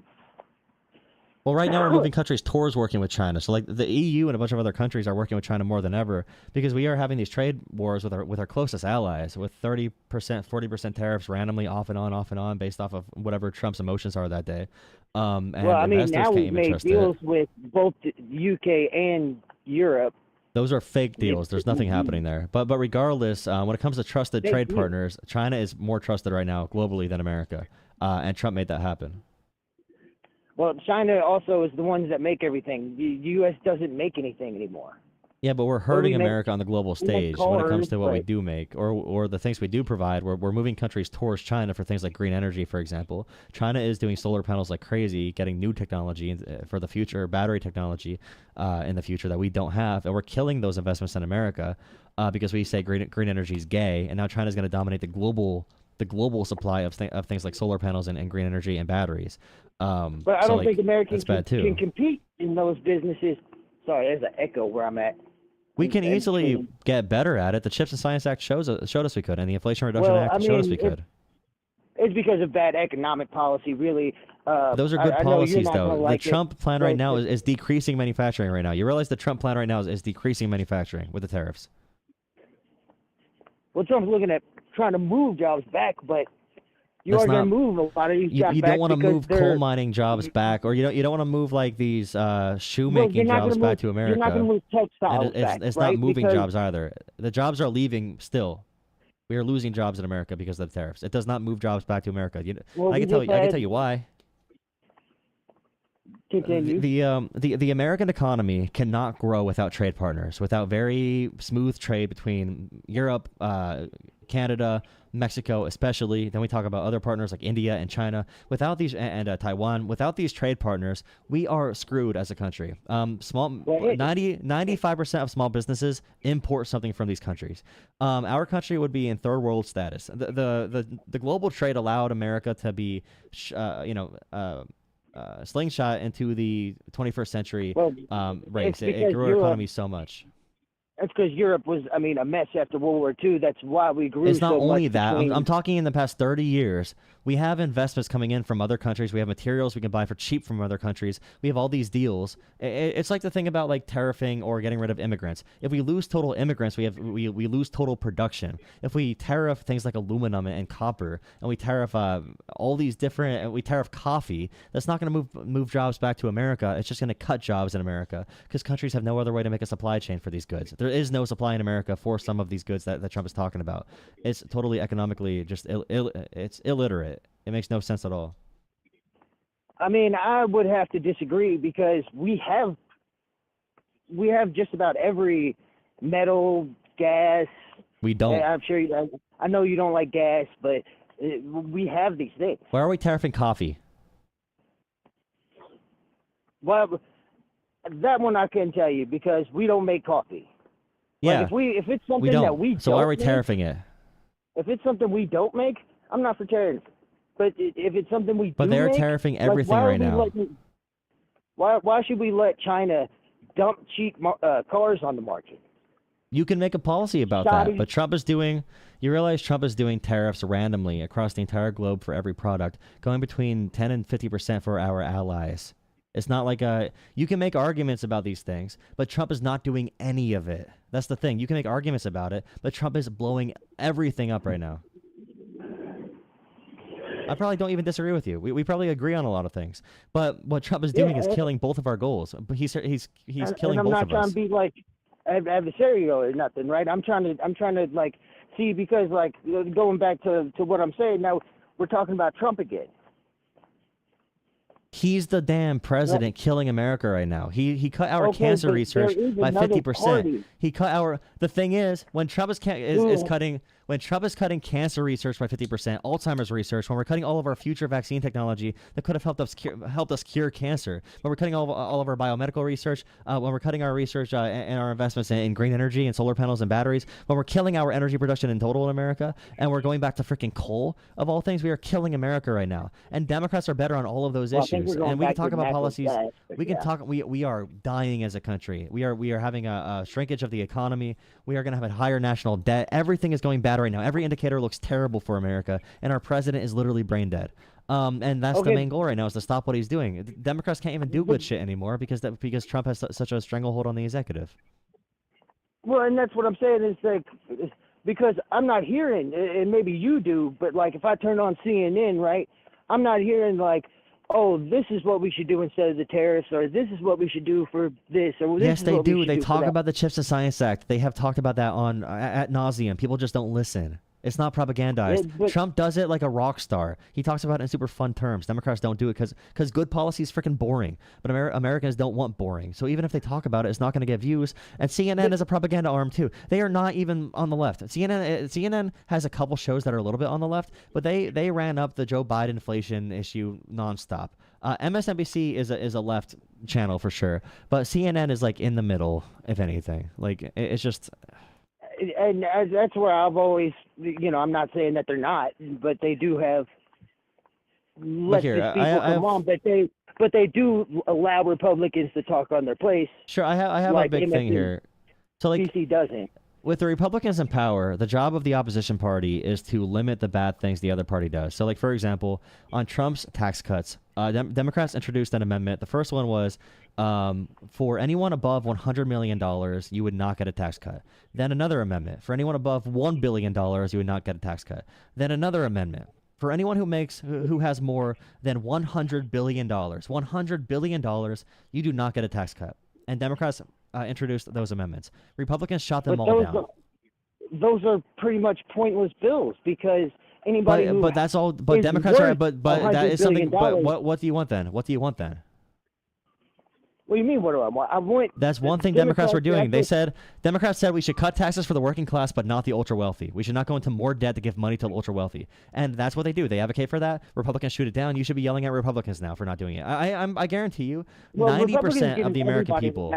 It's not 90, like yeah. But we should only give a tax cut to the working class and middle class. We should not go into more debt to print Jeff Bezos more money. And I'll tell you what, 90% of Americans agree there should not have been tax cuts for someone who has over $100 billion. But Republicans voted against it. Now, in a Democrat's position, what the hell are they going to do? I agree. I want Democrats to be more aggressive on an alternative vision. We don't even know what their immigration policy would be if they were in office. And they're shit messengers. The immigration policy would be obvious. Because they wanted exactly what Joe Biden did. And I mean, you could say Joe Biden tried passing a border bill. Joe Biden tried passing a border bill. Republicans shot it down. Because it would allow 2,500 people a day to come across the border illegally. That was an actual limit that would change the asylum law and give us more capacity to deal with cases. The most conservative Republican on immigration made that bill, and everyone loved it. Everyone loved it, and then Trump shot it down. The Border Patrol endorsed it. So if you want to tell the Border Patrol they don't know how to do their jobs, you can. But I'm just saying that bill would have been something they wanted. But that is a bill Biden tried passing. Republicans would not do it fixed. Republicans blocked that as well. All these things you were asking Democrats to do, they want to frickin' do, but Republicans block it. Republicans are the bad guys. They don't do the popular policies, is what I'm saying. Because Republicans want to stop immigration, not allow 2,500 people a day. They don't want to do anything on immigration. And that 2,500 people a day doesn't include kids, doesn't include some. If Republicans want a bill on the border, they made the bill. They crafted it. The Border Patrol agrees with the bill. Everyone was on board with it. Okay, it was a bipartisan consensus. Biden was ready to sign it. Trump said no. It would have created different standards. It would have made the legal process easier for immigrants. It would have had a process where we can have legal immigration and have asylum claims not completely overwhelm the system. It would have made things a lot better, but it's not perfect. It's not perfect. Policy is not always perfect, but it would have been a step in the right direction. My only thing is, whenever I talk about Democrats try doing something good, you're like, yeah, but they aren't perfect. And then Republicans are doing the most dog shit policy on planet Earth, and they don't get any criticism for it. Because I don't think that it's as dog shit as you say it is. It was 5,000 encounters as well. It's just it just doesn't make sense, man. What do you want to hear from Democrats? What do I want to hear from Democrats? I want them to shut the fuck up about Trump. That's it. I want them to talk about that because, it's not sexy policy, right? But policy isn't sexy. But people like me and you, we want to hear that. That's what I want to hear, right? I don't want to hear all this, oh, well, we could do something about the border and this and that, but not actually say anything. You know what I mean? or Trump bad. Thing Trump did bad. Like, okay, but the sure, thing is, like, we can't talk about the president who is currently advocating to denaturalize and deport his political opponents. We can't talk about the president who wants to put bias monitors in media companies and take away their license if they don't bow down to Trump. He wants to denaturalize people who are criminals. 70% of the people. He said he wants to denaturalize Zoran Mamdani already, the candidate from New York City. He wants to denaturalize anyone he doesn't like. He wants to be able to do it. They want to take away the birthright citizenship unconstitutionally. They want to find legal loopholes to do that in different jurisdictions. I don't think he's really going to. He already illegally sent innocent people to be raped and tortured in El Salvador already, and no one gives a shit. To be put in a prison in El Salvador where that happens in America. Are you going to tell me every judge sends somebody to go get raped in prison? That's what they're doing? There was no judge involved. They took people illegally off American streets, put them in vans, put them on a plane, and sent them to El Salvador. Judge involved. I'm saying that in American prisons, rape happens all the time, right? So are you telling me? Do you not understand why it's bad? Okay, I'm sorry. Do you realize in our prisons there's oversight? There are some rules involved. We know where people are. There is some due process. You are in a courtroom, you get sent there. We took people off the streets and sent them to freaking El Salvador in 90-degree weather in a place with no windows to be with a bunch of gang members in a cell. When we sent innocent people like the gay man we sent there. The gay man, we sent a gay Venezuelan who escaped there, escaped to America seeking asylum after being tortured in Venezuela. And we took him off the streets. He's doing everything right, the legal way. We put him in El Salvador. He gets raped and tortured. And forced to give oral sex to the guards, and we have a bunch of other situations like this with a professional soccer player, with an autism awareness advocate. We have all these people who the government just took over and got them abused and tortured in over there. It's one of the worst things our government has ever freaking done, but we can't even talk about that in America because you'll say, oh, TDS. It's just like if some Republican had balls or principle or were decent human beings enough to call this freaking bullshit out, we would not need to talk about Trump 24/7. But they don't. They don't care that Trump is giving a child predator, sex trafficker, Jerome Maxwell, a cushy deal in a cushy federal prison right now because he needs her to clear his damn name. They don't give a shit about anything except hating liberals. And yeah, we got to talk about Trump. And then Democrats need a different vision when they run again in 2026 and 2028. But it's just hard right now when Trump is killing everything this country stands for. And well, that's my biggest thing is because that's exactly my problem with it is because I don't want to see Republicans win all the time, right? I'm a Republican. I don't want to see them win all the time, right? Because then you just end up with crazy policy. You know, just like if the left won all the time, you'd end up with a bunch of crazy policies, right? But, like, I don't see how the left is coming back. Because, I mean, if you've seen on CNN, their numbers are down to, like, 30%, 29% or whatever. Yeah, but they win in the generic ballot, though. They beat Republicans in a 1v1 polling. Well, I mean, I think it would depend on who, but and where. But yes, in the generic ballot, like if you vote for a Democrat or a Republican, they win that. I mean, is that like nationally? Is that what you're saying? Yeah. So like nationally, they'll ask you, like right now, if you had to vote between Democrats or Republican Party, which would you choose? So like Democrats' numbers are low, largely because, so you'll see Democrats at like 21% approval and Republicans at like 30%. One reason is because Democrats are willing to criticize their own party and Democrats are willing to criticize like their leadership right now. Republicans, like that 30% is probably all from Republicans in the cult right now with MAGA. So it's a little bit hard to judge off those numbers, but the head-to-head numbers are a little bit more revealing. Democrats just aren't happy Democrats aren't happy that they're not standing up hard enough to what Republicans are doing, and that's fine. Well, yeah, there's a lot of issues. I would say I don't like them right now. I would give them unapproval or disapproval. But if they aren't going to change what they're saying, right? How are they then going to bring back approval of people like you? You know what I mean? It's just like, and that's what I think this is a terrible way for them to go. And I want to see them succeed. I want to see them be a good party because we cannot have a one-party system. But you look right now, like Republicans barely won. Trump barely won. The House Republicans only won by a couple seats. They thought they were going to win by a lot more. They had a terrible election, and they're governing as if they're dictators with a 80% majority in both houses. Like it just doesn't really follow. And they say like Trump's numbers though were very much better than they were with Biden or Clinton. I mean, Kamala only won New York by, 11 points?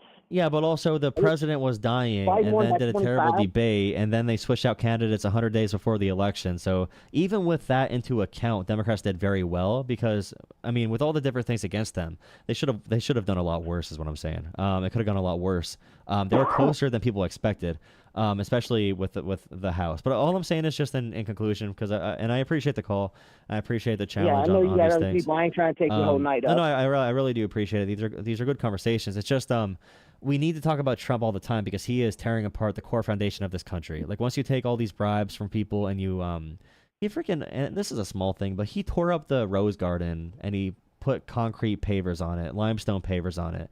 And it's just like I hate seeing this country symbolically and realistically be torn apart. And I'm gonna keep criticizing it because I need Republicans to as well. I'm not saying that you shouldn't not criticize him, right? What I'm saying is that Democrats, and especially because, I mean, honestly, who really watches CNN anymore, right? Everybody who watches anything watches it online, watches it on YouTube, watches it on Twitch, whatever, right? And it seems like, I know you have a call-in show, there's a chick that has a call-in show, there's an African-American guy who has a call-in show, and every single one of them, Trump's a fascist. And then they talk about how much they hate Trump the whole time. Oh, that's for the clicks. Yeah, that's for the clicks too. But I can say, for example, like Democrats want to get money out of politics. Trump is pro money in politics. Like Biden banned corruption in his administration. Trump made it legal again. But I need to bring up Trump as well because he's the current president. Or I can say like Democrats want to ban gerrymandering in America. They all voted for it in 2020. Republicans all voted against banning gerrymandering. So all these different things are going to be brought up in contrast with Trump because they are a cult and he is the leader of the party. He's the only person that matters in the party. So of course we're going to talk about him and get the headlines and get the clicks and get the conversation going because we got to reach people who adore him. I think that it's ridiculous that everybody's so mad about it because look at California. California got 40% of the vote for Republicans, yet they only hold 3 out of 26, I believe, districts. Like, how does that work? You know what I mean? So it's hard to say. Like, let's say hypothetically, like you have to look at the actual maps. The maps for California are not that bad. They have pretty fair maps, to be honest. But like, if you have a state that's like 65% Democrat and 30% Republican, if those numbers were all like even throughout the state, they would have 100% of the seats. We don't have like in some governments you'll have proportional representation, so it'd be guaranteed you get 40% of the seats in a state like California. But we do per district elections. So when you find gerrymandering, you need to prove that the lines were drawn in a purposeful way to like lock in a certain demographic or to cut out certain demographics. So California is not actually too bad when it comes to gerrymandering. What is it? Philadelphia, which is I don't know if you've ever seen that Philadelphia map, but you should pull it up because. Well, I worked on redistricting in Pennsylvania, and actually the maps before these current maps were extremely gerrymandered in favor of Republicans, and we got way better maps that are still in favor of Republicans. They had one district that was straight down, right, and that's fine, a straight district, and then one district that is 2 pockets connected by this extremely thin, probably 1 street thin line that goes in between them, and it's like what? How is that? Or one of them that's a little bit Pennsylvania's districts north. are some of the best in the country. Like it's actually not bad at all. But like they were in favor. They're still in favor of Republicans. It was always in favor of Republicans. It got a little bit better a few years ago. But right now you have to look too. But okay, yeah, there's gonna be some states that are gerrymandered. But the whole thing is Democrats want to ban it Democrats want to ban it nationwide. And the thing is, if Democrats all do fair, and most blue states do have a fair districting commission or something, and for fair districts, if Democrats are super fair in their states and they abide by their principles, but Republicans gerrymander, then Democrats are going to lose every single election. So they need to fight fire with fire. And if they would ban it nationwide, Democrats would gladly stop, but they have no choice but to participate until Republicans join them in banning it. If that makes sense. I think that's like a completely backwards way to do it, though, because it's like, oh, these guys are bad. I'm going to be as bad as them. No, it's not being as bad. It's like someone shows up to a fist fight and they have a gun, and you have to bring a gun with you to have a chance to fight back. He's bringing the gun first. You're just making sure you defend yourself. You signed on to the deal, and you signed on to the rules of the game, and you're like, hey guys, we're gonna have a boxing match. But he brought the knife. And then if we're talking about eliminating gerrymandering, then how do we make these districts in the first place? Who makes? So like there will be a commission, for example. So like one example that you can try is you'll have 5 people on a board that does these districts, and you'll have 2 Democrats, 2 Republican appointees, and then 1 appointee that's approved by both parties or the majority party. So like that's how you would sort of have it. So you'd have 5 people voting on the maps, and you have like 3 out of 2 or something confirm the new maps. And have like deadlines they got to be done by and all that kind of stuff. So there are a bunch of examples throughout the country. I don't have them on hand right now. But hey, I appreciate the call. I'm gonna go into a couple more. Yeah, I'm sorry. I'm taking up a lot of your time. No worries. Sorry, I appreciate the call, man. Have a good one. I appreciate it. Yeah, you too. Have a good one. See you. That was a good one. I could post that to YouTube. What should the title be for this conversation? All right, guys, help me out. I need a title for this conversation I just had for YouTube. I need a good title, a good clickbait title, a good, just sounds like they don't like people fighting back. Yeah, it's about people fighting back. Yeah, we did not start the fight over the gerrymandering thing. They started it. And Texas right now is doing it mid-decade, process. Usually you do it for the census.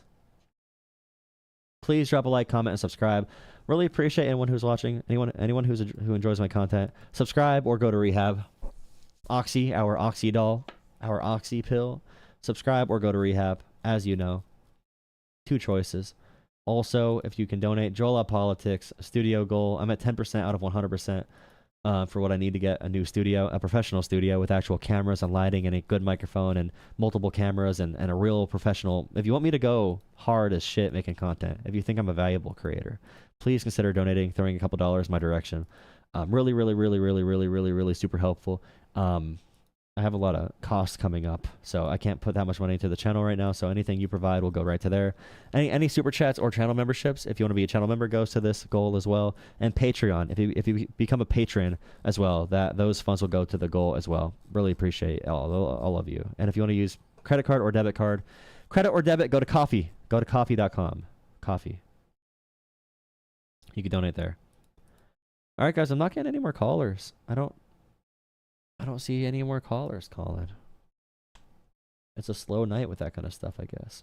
How are you guys doing? How's it going, guys? LeBron James.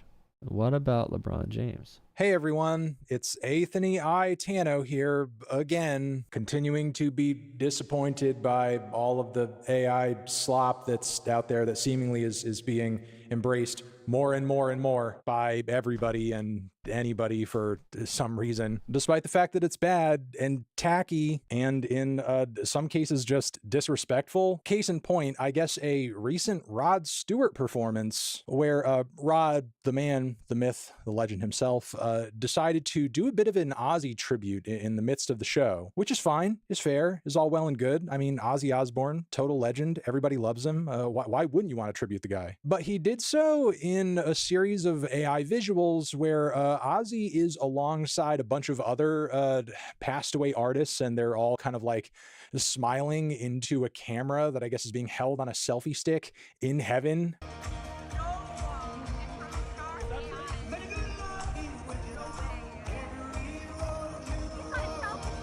You know, honestly, if there's one thing I hope is not in heaven, it's selfie sticks. If there's anything that would convince me that actually we are in the bad place, it would be selfie sticks. And I'm actually doubly sure that we are currently in the bad place right now after seeing these images of Ozzy smiling alongside Tina Turner, Michael Jackson, Kurt Cobain, Prince, and oddly enough, XXXTentacion.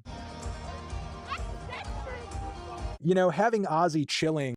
Thank you so much, MP. MP, $10 on Cash App. Really appreciate that. Thank you. I'll add that to the thing. Thank you. Wait, where is it? Great content. Thank you, MP. And having a great time with his like contemporaries is one thing, but I don't know. I think XXX. Great show. Thank you, verified account. Tentacion just feels even weirder. And wow, 150,000 subscribers. You're famous. You're famous. You're famous. Again, obviously disrespectful not only to Ozzy, but just like literally everyone involved. Like, we don't fully know and understand the personal feelings that everyone in this video may have had toward Ozzy at any point in their lives, and vice versa. Loretta, bro, whenever I get donations like this, I get... Thank you, Lori, for $5. Okay, so here's the message from Lori on Cash App. Thank you so much for the donation. The donation from Lori says $5. Again, Cash App. Thank you, Jolla Politics. Donation for Purple Heart. You're hot, Jolla. Purple Heart. Kissy face emoji. 100 emoji. Smiling with your tongue out emoji. Okay. And on top of it, none of them are around currently to consent to being depicted in this way. So it just feels fucking brain dead and moronic to plaster this up on a screen for all to see, as if this is actually celebrating Ozzy's memory in any significant way. As if, like, you couldn't just simply effectively do that by performing one of his songs. And I don't know, if you want to see images of Ozzy, there's tons of photos and videos of the man out there. He's literally... Good article, Caveman. Good article. Or wait, that was Kyle. Don't talk to Caveman. I meant Kyle.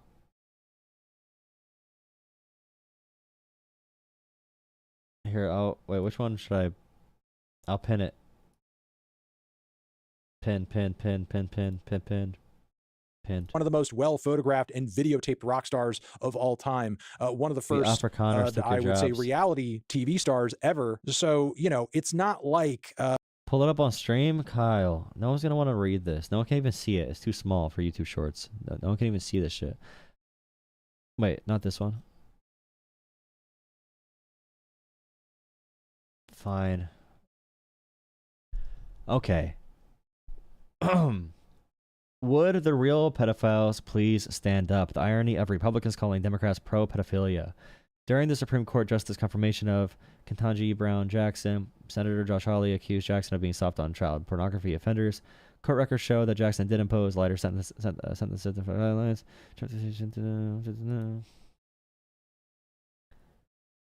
Hawley voted to confirm at least 3 federal judges who also engaged in the same practice. Nice. There's a whole list of them. Oh no, it's a whole list of them. It's a whole list of them, dude. Okay. Let's begin with former President Donald Trump. At a 1997 Miss Teen USA pageant, Trump reportedly barged into the girls' dressing room while girls as young as 15 were changing. Trump told the teens, "Don't worry, ladies, I've seen it all before." I've seen it all before, according to CNN. Trump's campaign that sounds like a creepy uncle, by the way.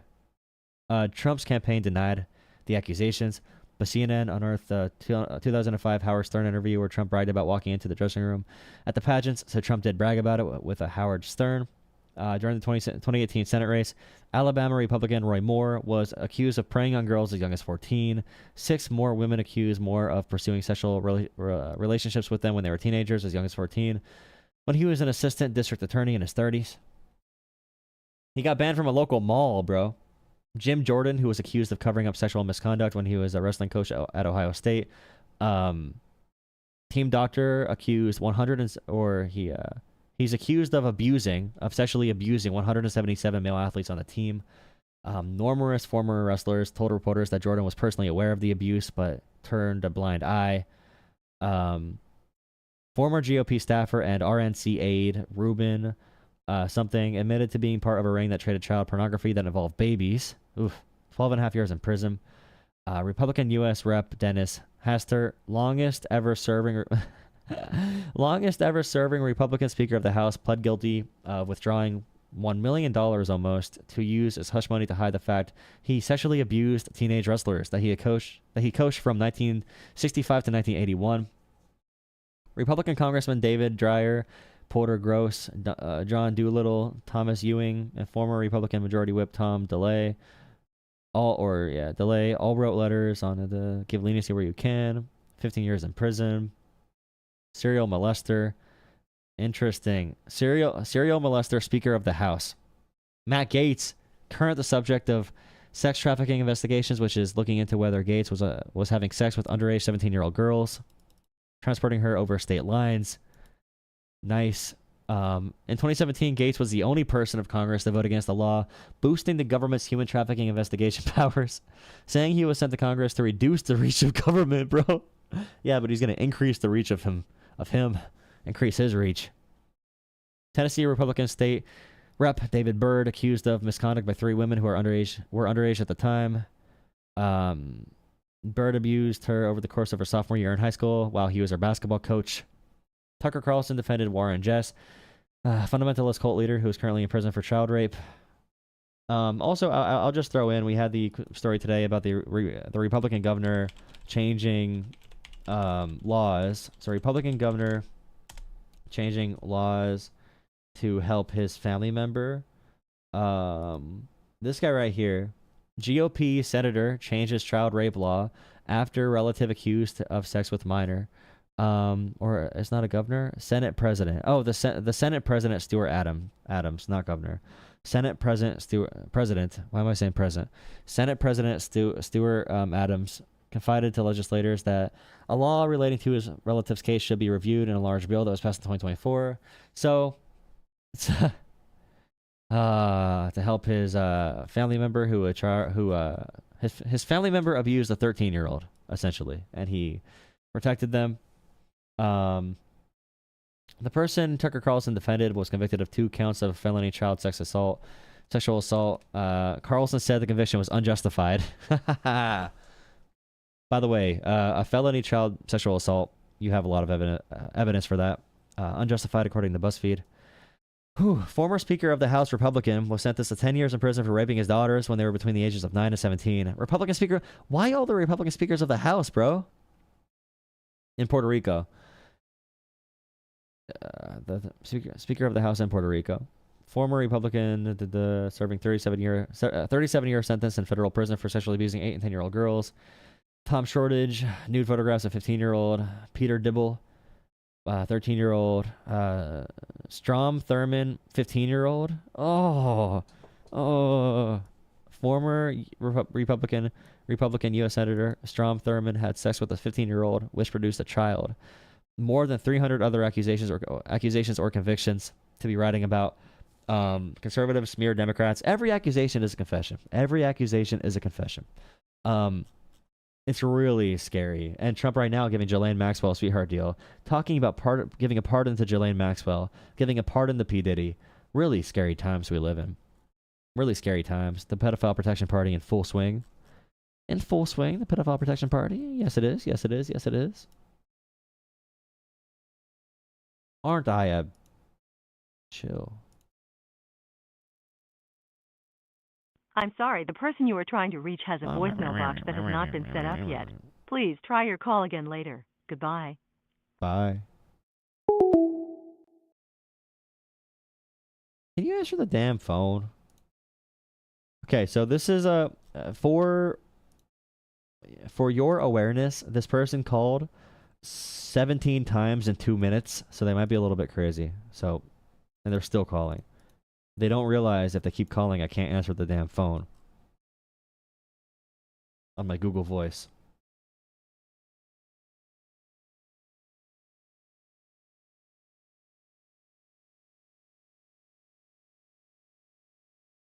Yeah, I'm scared to find out how many immigrants are being abused right now sexually, in detention, and the children as well.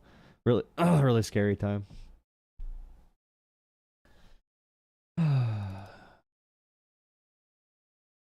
All right, pal.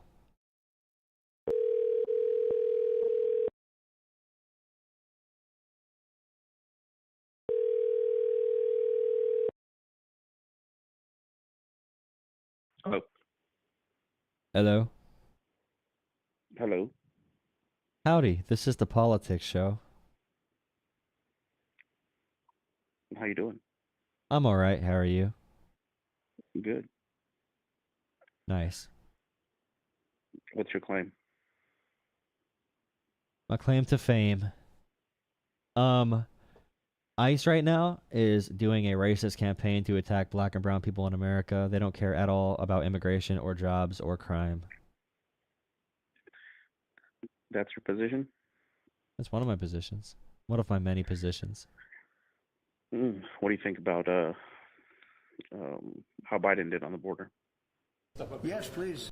I think he could have done better on the border itself. He tried passing a border bill. Trump got shot down. When it comes to immigration, there was no increase in crime, no big economic issues with immigration, actually economic benefits from immigration.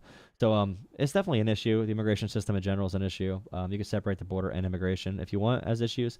But in terms of the ranking on what issues are the most pressing in America today, immigration is probably barely top 10. It's definitely not number one. If it's anyone's number one issue, I skeptically think they are motivated by culture and race reasons rather than actual reasons. So you think, like, how many like illegal immigrants do you think came in under Biden? I don't know. I forgot the encounter numbers. It's definitely not 20 million. Probably not 10 million. I assume it's under 5 million. I have to look up the numbers again. Do you think there's a number like that you would cut it off at that you think we could intake before, like, our country can no longer handle Well, like it? Canada has a point system for what people they need in different industries, for example, for who they allow in. We could definitely have a refined process for that. We're not doing anything like that whatsoever. I would say Trump's putting us in the opposite direction, in my opinion, to an actual immigration system. But I would say there is a limit at some point. I agree.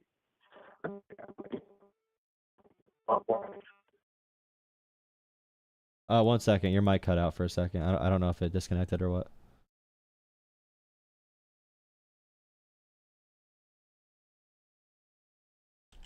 Hello? To America illegally. Hey, I can't hear you. Your connection's not good. You're in a bad connection spot. Barely. Can you hear me now? Yeah, I can. Now I can.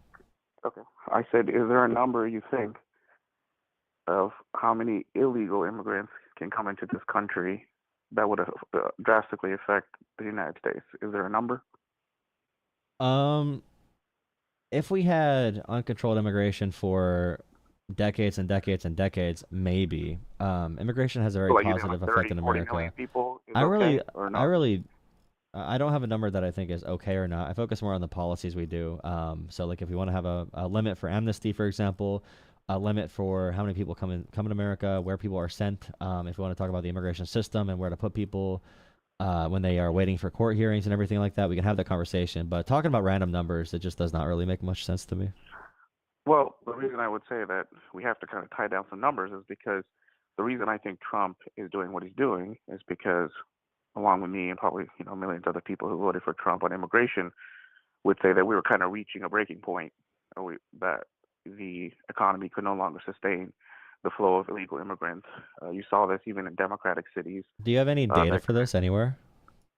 Yeah, I was just telling you. So you saw this in democratic cities like New York, where Mayor Adams came out and just literally said that we can't take it. We can't take the illegal immigrants anymore. We have no money to sustain them. I would call him a Democrat, since he is a Democrat candidate. Well, he works with Trump, but still, do you have any numbers economically that show that immigration is hurting somewhere in America economically? Yeah, I mean, once again, like you could look at how much New York was spending on housing, and give once again, I agree with you that legal immigration is good for the country. I don't think Trump likes it. I think he's against legal immigration too, all immigration. And just in general, like New York City, one issue there is, if the entire country was working together, Trump divides all of us, but if the country worked together, then Texas would not be busing people to New York and other places as well. And other states would be helping with immigration and helping with expanding our capability to handle claims or whatever. But it seems like they don't want to fix it at all. And that's why Trump told them to strike down the border bill, because they want the border to be broken so they can use it to abuse power. Yeah, I mean, the border bill doesn't hold any weight. Biden didn't release it into the last year of his term. Immigration was out of control for 3 years before he introduced the bill. It was purely political, just because people had turned on him on immigration, and they finally admitted they had to do something. Do you think the bill was good or not? Do you I think a Republican wrote it, a conservative wrote it, and Biden was working with like Mexico. Mexico invested $2 billion in border security for us, and Trump never got Mexico to actually pay for a wall or anything. But like Biden's policies worked in a slow, like his policy with Mexico and what they developed is going to be a longer rollout. The final 6 months of Biden's presidency actually dropped really low to border crossings. A lot of the plans were working. They just took a long time to actually work. To do real policy to actually fix systems, it takes a while. But like Trump, of course, people like the hammer approach. Trump shoots us, so he'll shut the border down. But that wasn't my point. My point was this: is that so yes, I did agree with the bill. I thought I'm not sure putting a bunch of more taxpayer funds would solve the problem. And I thought it was more the system that Biden had rolled out on people applying for refugee status, which was broken all of a sudden, and applying for refugee status, even though they obviously weren't political refugees, they were just economic refugees. And that was actually what was creating the problems. We don't have the infrastructure or the money to see all these cases through. That's not the claim by Trump, though, right? That's not the claim by Trump. No, I was just trying to explain why I don't. Even though Biden introduced this bill, it was meaningless. It's because it wasn't meaningless. Why would the Border Patrol push for it so hard? Why? It wasn't Biden's bill. It was Lankford's bill. It was a Republican bill, a super conservative border bill, and they turned it down. It was not Biden's bill. Right. It's not fair to say I know, that. And Biden attached his name to it, but once again, he had 3 years to do that. He didn't do it. Right? Republicans got the bill moving. Republicans finally were willing to vote for it. Biden did other things on the border. There still is no huge crisis with immigration in America. What does he do on the border? His plan with Mexico for $2 billion for having checkpoints, for having surveillance systems, for the 10,000 troops on the border, Biden did that during his presidency. Mexico gave tons of money towards it, but it takes a long time to roll policies like that out. How do you think Trump was able to get helping develop down so low quickly? Because he's doing illegal things to close the border, and I would rather do illegal things in America and restrict government power and authoritarian power. But like Biden helping develop places like Guatemala with USAID, that helps stem the flow of migration, and it has been helping. I know Trump is killing those programs, but we can help. Is that your premise? Is that he needed more time? They started working at the end of his presidency. I'm saying all these things take time. If you really want to fix stuff, it takes a long time. But people don't care that much about fixing things. They just want to have a hammer to slam down. I mean, sometimes you need a hammer if you believe the problem is big enough. It's not. So, but believing the problem is the number one issue in America, it needs to be a race issue. It needs to be. It needs to be cultural anxiety. There's no other reason to think immigration. Because Trump's claim is that there's violent, insane asylums pouring into America, raping and pillaging and killing our people, and and ICE right now is saying they want people to come defend our culture in America. Why is ICE advertising about new recruits come help defend our culture, defend your culture? No, not our culture. Defend your culture against immigrants. What percentage of ICE agents do you think are white? I don't care what percent are white. I'm saying that the ICE official policy is talking about protecting your culture. You think Hispanics are like Nazis or like white supremacists? Yeah, they can be 100%. Yeah, especially white passing Hispanics or Latino. Yeah, 100%. They're part of the Proud Boys, and there's an exception made for a lot of them today with like the Groyper or like the neo-Nazi types where they accept some people who are very fundamentalist Christian into their movement because they need to. Now, in their ideal state for the neo-Nazis, they'll cut out those people eventually. They're not really a part of the club, but a lot of Latino Americans are learning that now who voted for Trump. They're learning they are never going to be a part of the Trump club. But they do agree with Republicans on religion and then like abortion and stuff like that. So it's really complex. But yeah, Proud Boys definitely white nationalist, and that's why they say, by the way, that's why Charlie Kirk says that we are defending our culture being Western civilization. They don't say white civilization. They say Western, one, because it's a dog whistle, and also because it's more flexible to open it up to more people. So you can have Kanye West be a Nazi and technically be on that same train, and still have this like this neo-supremacist nationalist ideology. It's complicated, but no, I agree. It's complicated. I just think once again, it's easy to take something like Charlie Kirk says, and you're trying to play mind reader when you say ICE's official policy. They want to defend the culture of America. The charge made against immigrants was not they're going to come kill our culture. Yeah, but when you hear culture of America, we're hearing two different things. So when you hear culture of America, you think white people, you think Christianity. I think more First Amendment, Second Amendment. ICE is detaining people for their speech as well. They don't give a shit about the First Amendment. They care about attacking immigrants. No. Well, yes, they're attacking people they're detaining students for criticizing Israel. Yes, they don't give a shit about freedom of speech. They say that protect your values, protect your culture. So, when you say that to people working for ICE, there's a reason. They're not even going after violent criminals anymore. It's not even going after violent criminals. The reason, I don't agree with that, but the reason I was brought up Biden was the reason I'm saying is yes. Do I think what Trump is doing? Some cases are coming off excessive, but that's not Trump's fault. The problem is that the way Biden handled immigration. And once again, you don't see it as a problem. I do see it as a problem. And so the only it's way a problem. It's just not an existential problem where we need to be detaining people in unidentified vans with, federal agents with full masking on to beat up random people going into random parking lots looking for Hispanic guys to put in jail. Yeah. Like, that is not needed. You're just loading hyperbolic terms with nothing. I mean, that is what's happening. The issue is it's a problem. It's not the main problem, though. Donald Trump is killing our entire country, selling our privacy away to the big tech AI companies every single day. The ultra wealthy are dominating every part of our society, but he has you people complaining about immigration as the number one issue. You're being played. Right? Is there a politician who didn't do that? Didn't do what? What you just said about selling out to big companies. Yeah, in other administrations, there were not people paying the president directly to get mergers with other companies like CBS. Being extorted by the government. No, that was not happening. Which presidency? Donald Trump extorting CBS. No, which presidency didn't do that? We don't have another example. I'm sorry? We don't have another example of that. Oh, no, I'm saying, like, you made the claim that, like, Trump is kind of out for himself and is, like, selling out the country to, like, a big corporation. I'm saying, no, my big claim was our country is being dominated by big money right now, and Trump wants you to be mad at immigrants and give us $50 billion to go at immigrants. We don't have enough teachers in America, and they talk about caring about American citizens being prepared for higher level jobs. We don't have enough teachers in America. We don't pay teachers well. But if you want to be an ICE agent to beat up immigrants, you get a $50,000 sign-on bonus, $60,000 canceled from your debt payments. You get paid six figures off the bat. Like, we can do that when it comes to immigration, and we can do that. We could build a nuclear reactor on the moon. But if we want to pay teachers, we can't do that. And if we want to pay teachers, we call them the greedy unions. And we say that Elon Musk is a savior in our society. It's a completely upside down worldview. And Elon Musk was an actual illegal immigrant, by the way. Yeah.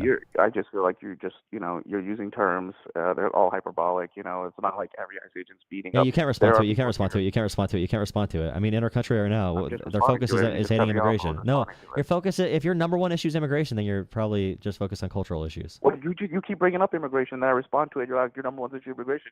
You just got done talking about making a big spiel about ICE agents are beating up people, and so you talk about immigration. I respond, and then you accuse me of talking about it. You want to talk about something else? I'll talk about something else, but don't make. If you're going to make hyperbolic terms, I'm going to claim that, okay, when it comes to two issues in society, do you think immigration or big money in politics is a bigger issue?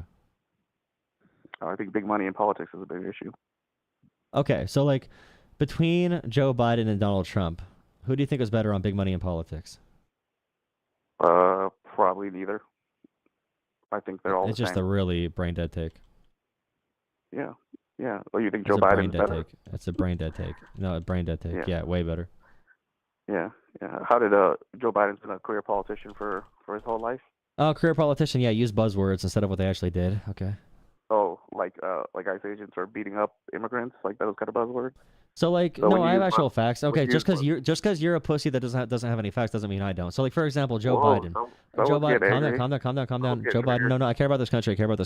So Joe Biden under his FTC. Okay, you have to interrupt. The tolerant left. Stop bitching and complaining, you pussy. Okay, so when we talk about major regulatory moves, so Amazon lawsuit in 2023, the FTC filed an antitrust suit accusing Amazon of exploiting its monopoly power, attacking monopolies in America. Trump is encouraging monopolies in America. Meta merger. So FTC tried to investigate and block a Meta acquisition of a VR fitness app that would have integrated to vertically or horizontally. Microsoft and Activision. FTC sued to block that merger as well, and the judge allowed it anyway, but they were still trying to go after it to scrutinize it. Junk fees at airports. FTC, under Joe Biden, cut down on junk fees at airports. One click to cancel subscriptions. Also, one big thing as well, our direct file in our government for the IRS and taxes. TurboTax and the big TurboTax lobby hated that because Joe Biden pushed for us to have a free option through the government to file our taxes nice and easily with the government, something Americans are begging for. They have been begging for this forever.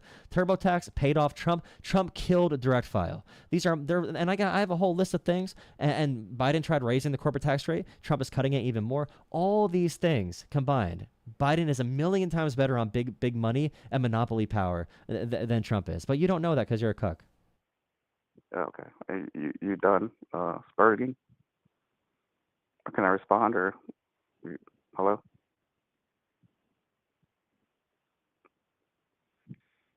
Did you hang up? Hello? Hello? Hello? Hello? Yeah, I can hear you. Can you hear me? This guy sucks. I can hear you. Whenever I'm in a conversation, if someone keeps on saying like, "Oh, you're attacking me, the tolerant left. Oh, you won't let me speak," all that kind of stuff, that means they're losing the argument, by the way, guys. If you have a real point to make an argument, you'll be saying that over and over again, like, "Hey, let me get to my point." But this guy's running away from the conversation, and you can see it. I was just making the point that you started calling me a pussy for we're having a conversation. And yeah, but he's doing it. He's doing it now. He's delaying from the actual conversation. This is what they always do. But you just brought it up again. Okay, relate. Okay, respond to the point. Respond to the point. Don't run from it. Respond to the points. Okay, you just brought something up. I just responded to it. That's all that just happened. And you keep saying I'm running for it. Okay, so your claim just now, I'll respond to it, is you, like I said, you run on a list of things that you think Biden did that was good for the average man and not for big corporations. Is that correct? Yep.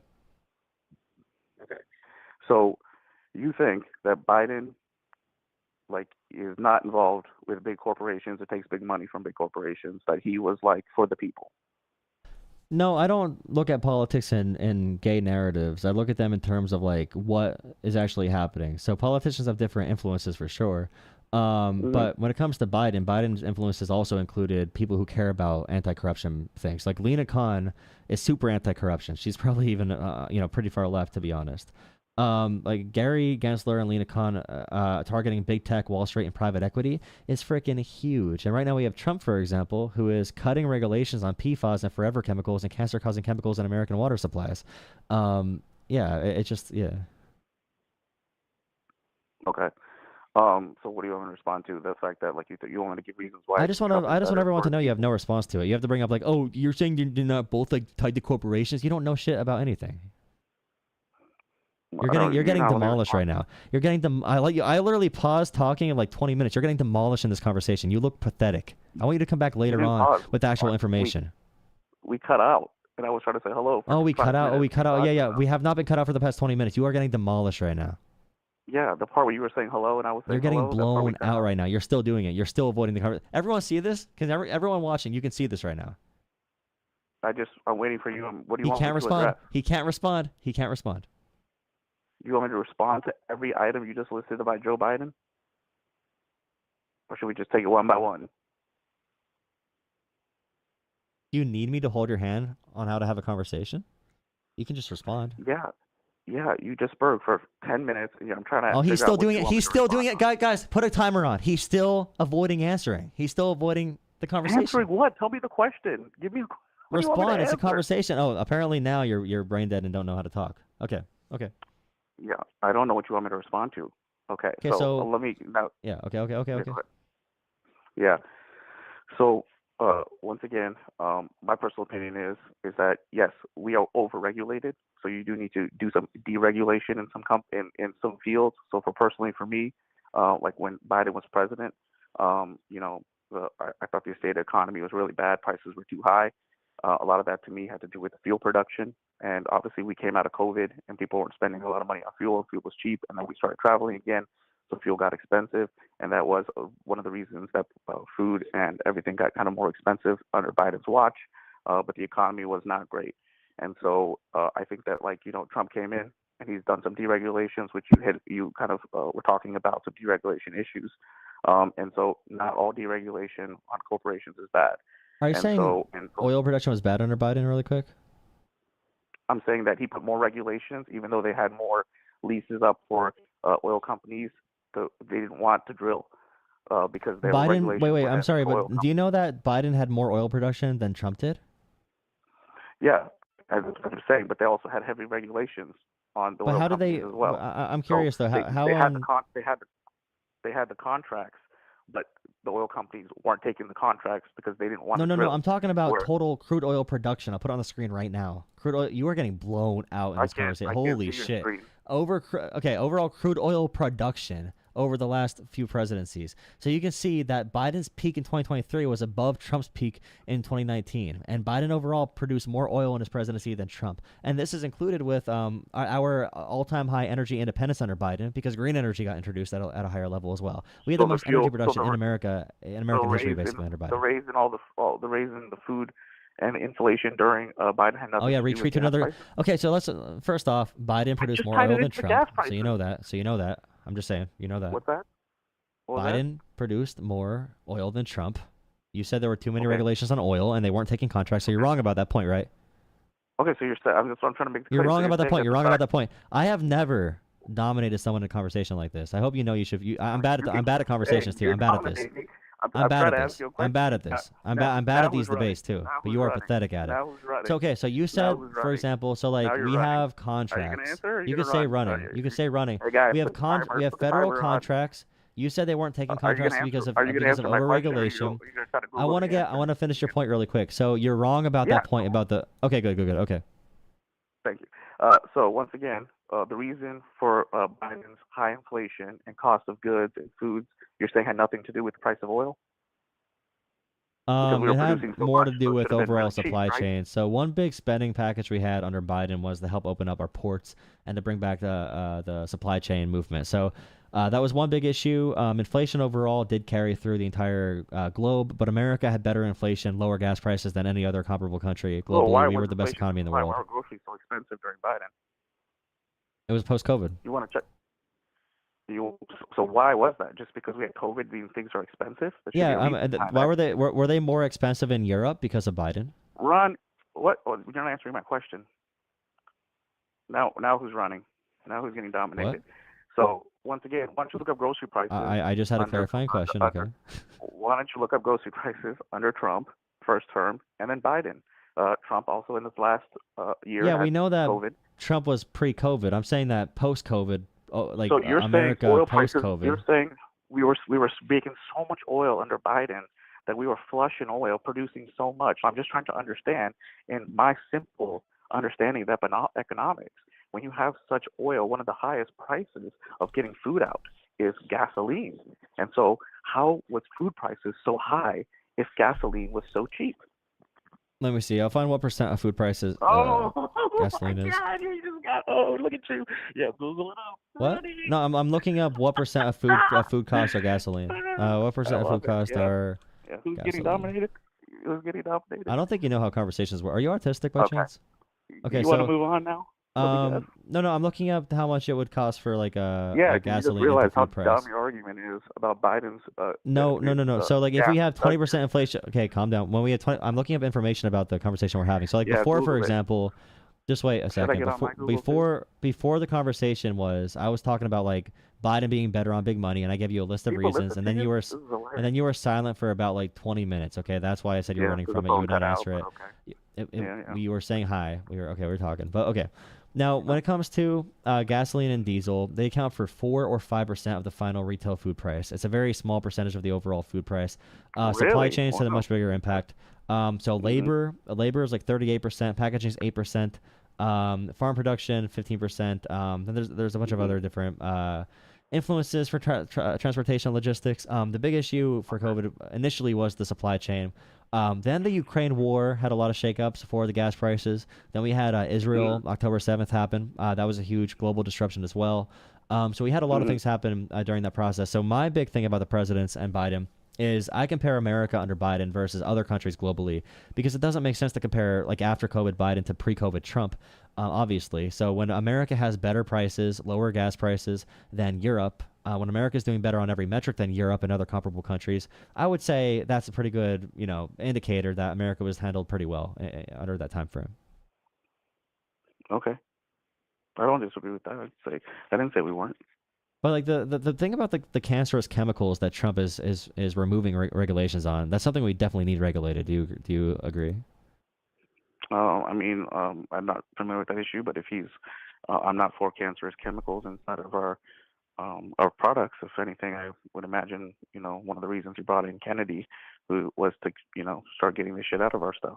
Oh man, well Kennedy, Trump actually did a lot of stuff on PFAS initially, but he killed his own stuff. It's really weird. Okay, so like, the thing with Kennedy, Like that's all fake. Like he spent his time talking about like getting cane sugar in soda versus high fructose corn syrup and using beef tallow for fries instead of seed oil, which is like your biggest initiative as Make America Healthy Again is freaking is fast food. It's like, okay, weird. Yeah, I mean, I agree with that. I know that that's a dumb initiative, and I don't agree with that. All right, I appreciate the call. I don't want to go too long, but like, do you have a? We're at what 25 minutes already. So, is there anything else you want to do quick? No, I'm good. I mean, do you want to touch on trans in sports? I have a pretty basic take on it. Yeah, go ahead, just real quick. So I would say that trans people should be able to play sports in co-ed leagues and also in casual leagues. There should be other options like JV teams, for example, for high schools, and then there should be a competitive bracket for high school and also NCAA. It should be ultimately decided by athletic conferences and their standards, not the federal government. I think it's a bad thing to be political. I would rather athletic conferences handle it. My big issue with the trans sports conversation is that people use it to just like dehumanize trans people in general, and usually people that care about trans sports are anti-trans in general. Because if if someone's pro-trans or like they respect trans people at least, they might not be super pro-trans or transitioning or whatever it might be. But if you respect trans people, you usually don't just say like, look at these men wanting to beat up girls in sports. You usually would be like, well, I think there's some real physical differences here if you just transition, and we should probably make a different section for, co-ed sports. Like we already have men and women's leagues for volleyball and soccer and that kind of stuff after college or in college or even during high school. So we can have those spaces available for trans athletes until we find a better solution in the future. But yeah, it would not involve like a government regulation. It would be more of like a school board issue, more of a athletic conference issue. Oh, okay. So like you would be like against Title IX? In what regard? It's for a like federal, complete ban? No, it's just it's a federal intervention into our sports leagues and giving women spaces. A lot of these NCAA boards, they use Title IX in order to make conferences and men's and women's leagues. So if you were, you're saying that you're against the federal government getting involved in, these spaces. So then they would have to, no longer abide by Title IX. You would leave it up to like bodies to do that, independent bodies. For trans issues, yeah, because it's not just like talking about women versus men or giving women sports. Like for one example, one big thing about Title IX was like scholarships on a college campus had to be more evenly distributed between men's and women's sports to give more equitable access.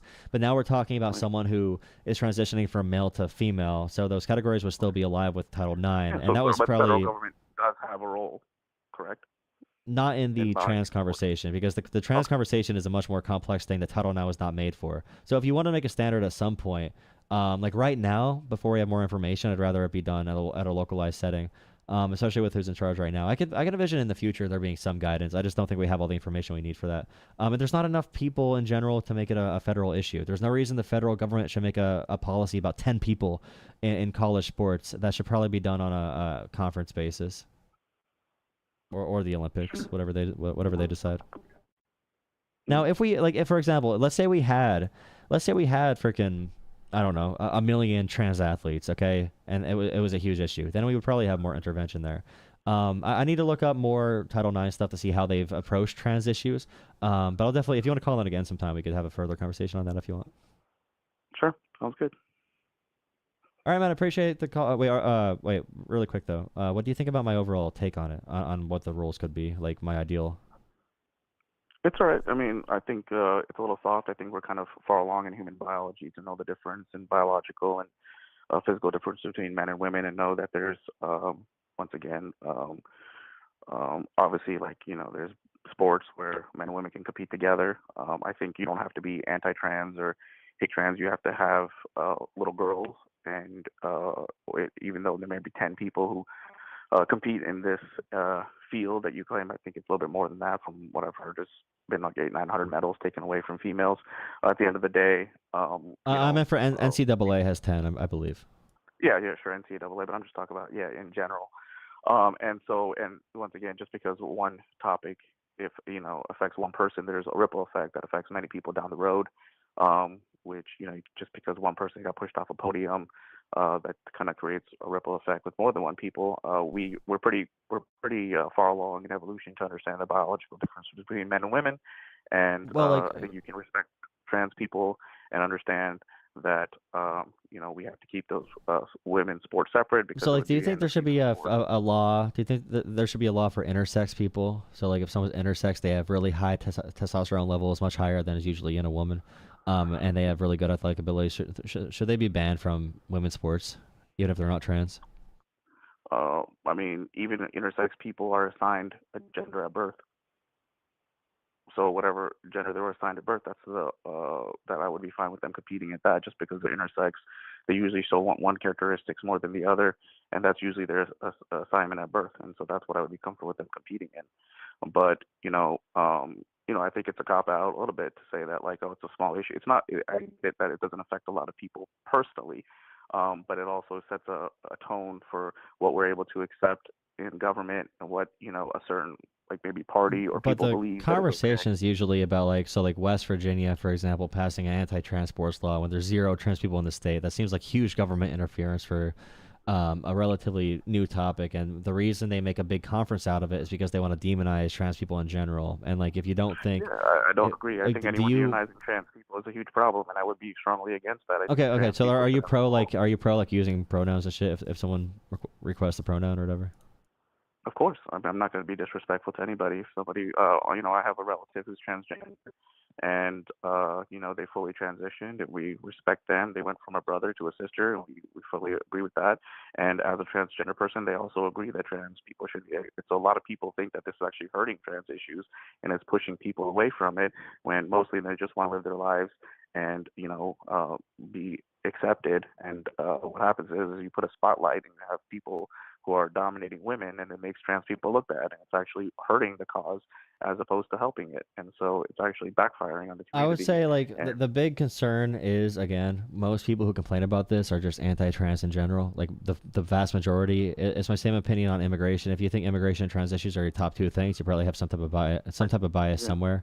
If it's your top issue, and anyone who has transports as their top 10 issue or top 20 issue is kind of insane, probably, on other things. But yeah, I mean, I don't agree with that at all. I just think it's one of those issues that you can hold, you can chew gum and walk at the same time, and there's a distinguishing between right and wrong.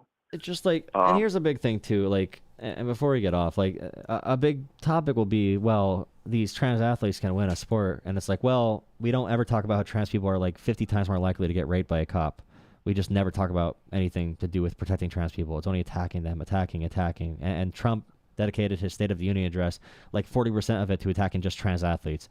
And just like, we got to bully them. We got to bully this group of people. And we never talk about how this group is assaulted at a much higher rate than, and abused at a much higher rate than any other person in the population, especially like a black trans woman, for example, will be assaulted at like an 80% higher rate than anyone else in society. We just never talk about people getting killed and raped, but we'll talk about sports events. I think that's one of the reasons people think it's disingenuous. I'll let you respond to that, then I'll hop off then. Sure, I agree with that. And once again, I think those issues would probably even come up more, and also will be addressed more if this trans sports issue, people are a little bit more logical about that, because then we can address these issues as well. But I don't think there's any reason we can't do both. And yes, I agree that the reason, once again, that the trans issue gets so hyperbolic is because it's clearly infringing on women's rights. And people don't like to see that. And so it's just purely kind of a spectator sport, and people see well, that. A lot of women disagree with that too.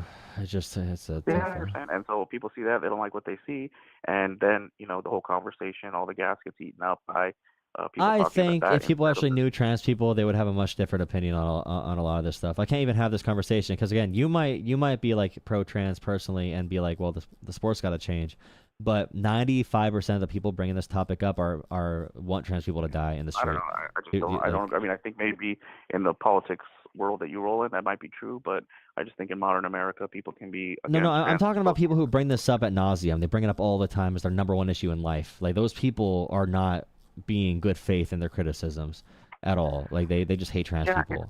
It's a marker to see where people are at when it comes to like just making logical sense of something as simple as men and women's bodies. And so if someone's asking that question, you know, it's just to almost gauge where they are. You know, it's almost like people nowadays, you hear a lot about Israel Palestine. People are like, if you don't condemn what's going on by, you know, by Israel, then, you know, it's hard to have a conversation. You're a genocidal maniac. You're a genocidal maniac, right? So even though that might not be your biggest issue, but it gives you a gauge of what people are at. Yeah, but like, okay, but I would probably say the mass slaughter of children and civilians and starvation of them is a lot different from trans athletes in sports, though. That's again. I'm just saying, but I would understand people. Do you know what I mean? Though, like being more radical on that topic makes sense, though. It makes sense to be radical on that topic. It doesn't make sense to be radical on the sports topic. Well, okay, just really quick though. One thing I want to tell the viewers too that I was thinking about as well.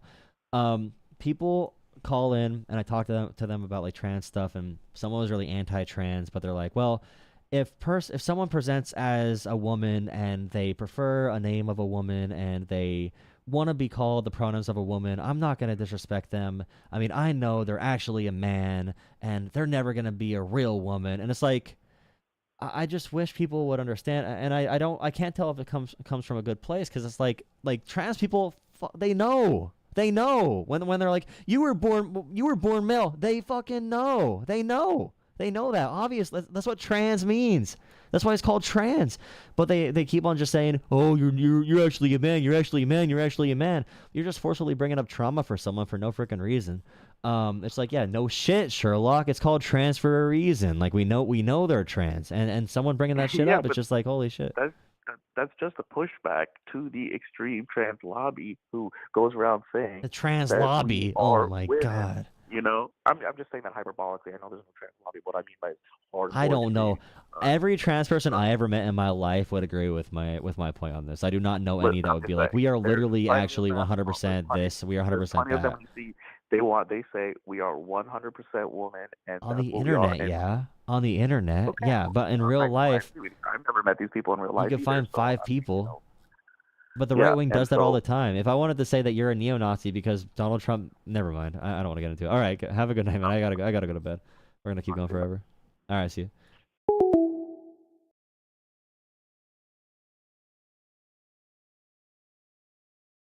All right, please drop a like, follow, comment, subscribe. I stayed on 2.5 hours. I thought I was gonna go shorter tonight because I'm super freaking tired.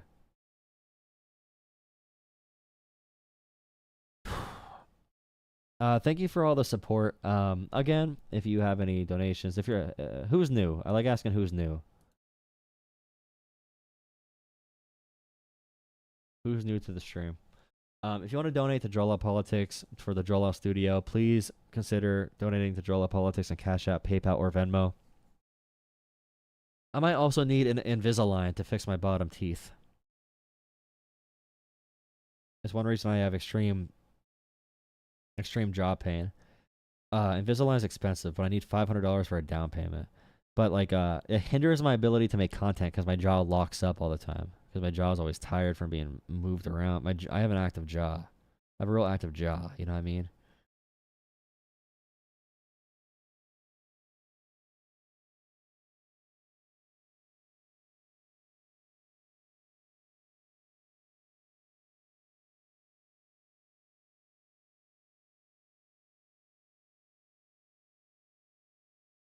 Real active jaw. Thank you for watching. Thank you for commenting. Thank you for subscribing.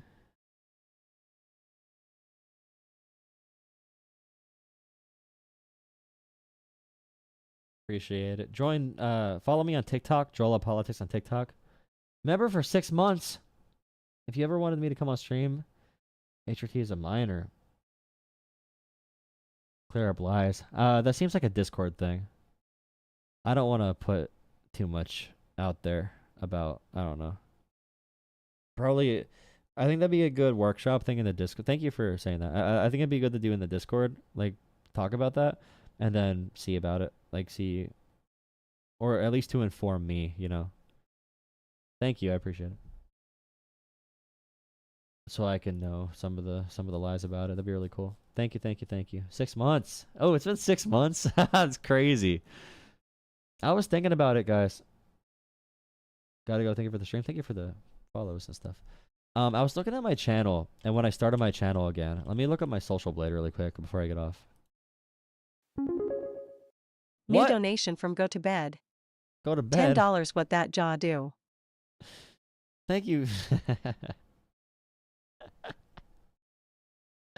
Thank you, Sprig. Sprig has the best the best donations. I swear to God. For what that jaw do. Go to bed from what that jaw do. It's crazy. Message from Go to Bed for what that jaw do. Wild. Crazy. MP, $5 for that active jaw. Thank you for that active jaw. That could be a running joke on here when I beg for money. I hit 10 million views. Lame. Vandret said lame. You're lame. You're always late all the time. Okay, wait. Here. Look at this. Can you see this? Not that.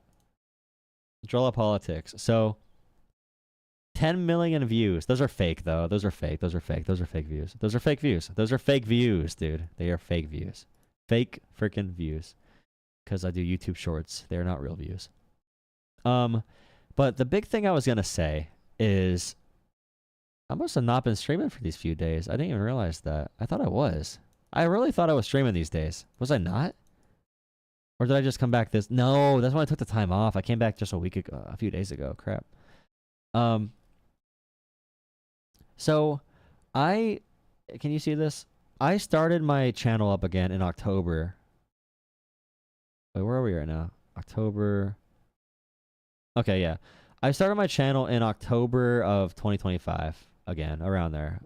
I started posting videos again, and it's just hilarious because I probably could have been pretty big on. Wait, 2 months for Cam. Okay, BBL, keep up the peaceful resistance. If I would have kept doing my channel the past 5 years, bro, I probably would have been pretty decent on YouTube. I probably would have got pretty big. Because every time I did my channel, it always spiked up. But I started in October, so I had like 60,000, 50 again, up to 1 million, 2.5, all that kind of stuff. The fact I'm in July right now, I have not even... So I've been doing my channel for what? A solid 9 months, is it? Or 10 months, is it? No, 10. August, September, then October. I've been doing my channel for 10 months again, and I grew like 20,000 subscribers. Like, it's not bad at all. It's not bad at all. I appreciate you watching and subscribing and stuff. I really appreciate it. Dye your hair blue and get a cat. Vandred. Cringe. Keep the live up for 3 years. Guys, I'm done taking calls tonight. I'm gonna get a freaking... I should probably get a graphic on here to...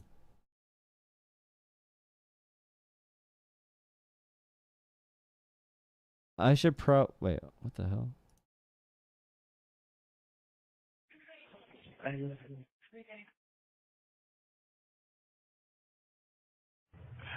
Oh, boy, got some jokes.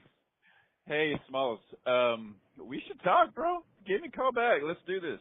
I hear you on this YouTube deal, bro. I'll take calls tomorrow, guys. I was tired today. I still got on the stream for you guys. I got a Still Hutch's look. Well, I'm gonna Still Hutch's look in 5 years. The fat and bald. Do you mean the fat and bald look? Isn't it awesome how I got abandoned from the Pisco? How I got abandoned by the Piscos and the Live and Learn people. Isn't that awesome? How I got thrown to the side. It's over. It's so Jover. It's Jover, dude. It's just Jover.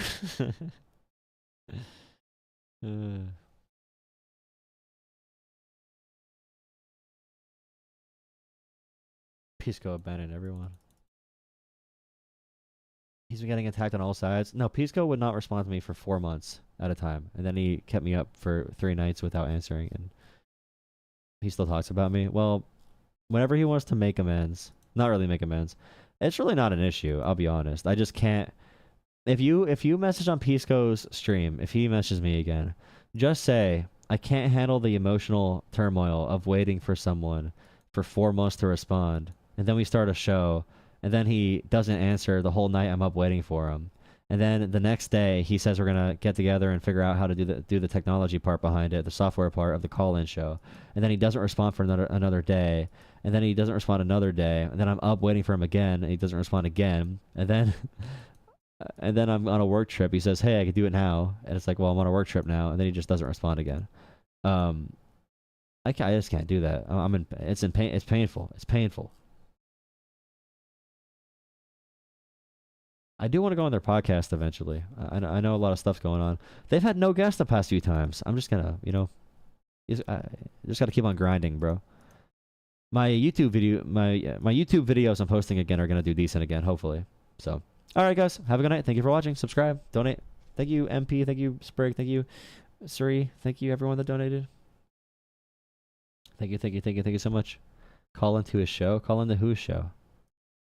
Pisco's show? Is Pisco live right now so I could debate him? I emailed Destiny a couple times about debating, but he's afraid of me. Just kidding. I'm not famous enough. Just kidding. He just didn't get around to it. Just kidding. When Destiny said that thing about Kyle Kulinski should be cut out of our political aisle completely, I had an issue with that. I think it's very stupid, so I was going to talk about that, but the time left us. I did send an email on my new email, though. I just made a new email. It's joelpolitics at Cash App, PayPal, or wait, that's not my email. Oops. It's joelpolitics. I'm so used to saying that. I'll be honest. I was going to say joelpolitics at gmail.com, but I'm so used to saying those freaking words. Hutch will take you up on that. I invited, Hutch said, Hutch is a snake too. I was talking to Hutch on DMs, and he said, "Hey, how do you do your call-in show?" And I told him like how to do it, and he's like, "I don't understand it." And I said, "Hey, I definitely would love to have you on sometime to do a debate show with me. We could debate people like MAGA callers." And he just left me on red. The etiquette is terrible. Message Josiah. I will eventually. I love your jaw. Lori's insane, bro. Lori says, "I love your jaw." That's you're crazy as shit. Crazy as shit. All right, guys, have a good night. See you tomorrow. That sounds like the F-boys that used to string me along. LOL. Sprig and her trauma with the... No, it does feel like... It does feel like that. It's annoying. Pisco called me privately 4 months ago saying we're going to get this thing together. Then he just didn't respond. He made me feel all special. Then he just never answered. Just like all the men. All the men for Sprig. Alright. Ikami boy. Ikami boy. No, I gotta get so big that I just gotta keep growing my channel. We gotta keep grinding. Alright, guys, have a good night. Thank you for all the donations. Really appreciate it, guys. Have a good night. Bless up. I really appreciate you guys. You guys are actually really, really appreciated by me. No parasocialism. The fact I see, like, I've had pretty much all of you here every night for the past, like, 6 months, which actually is a huge deal to me. I literally said tonight I was going to go to bed, and I said to my bitch, I'm just kidding, I don't say that about women, I love women. I said to my hoe, I said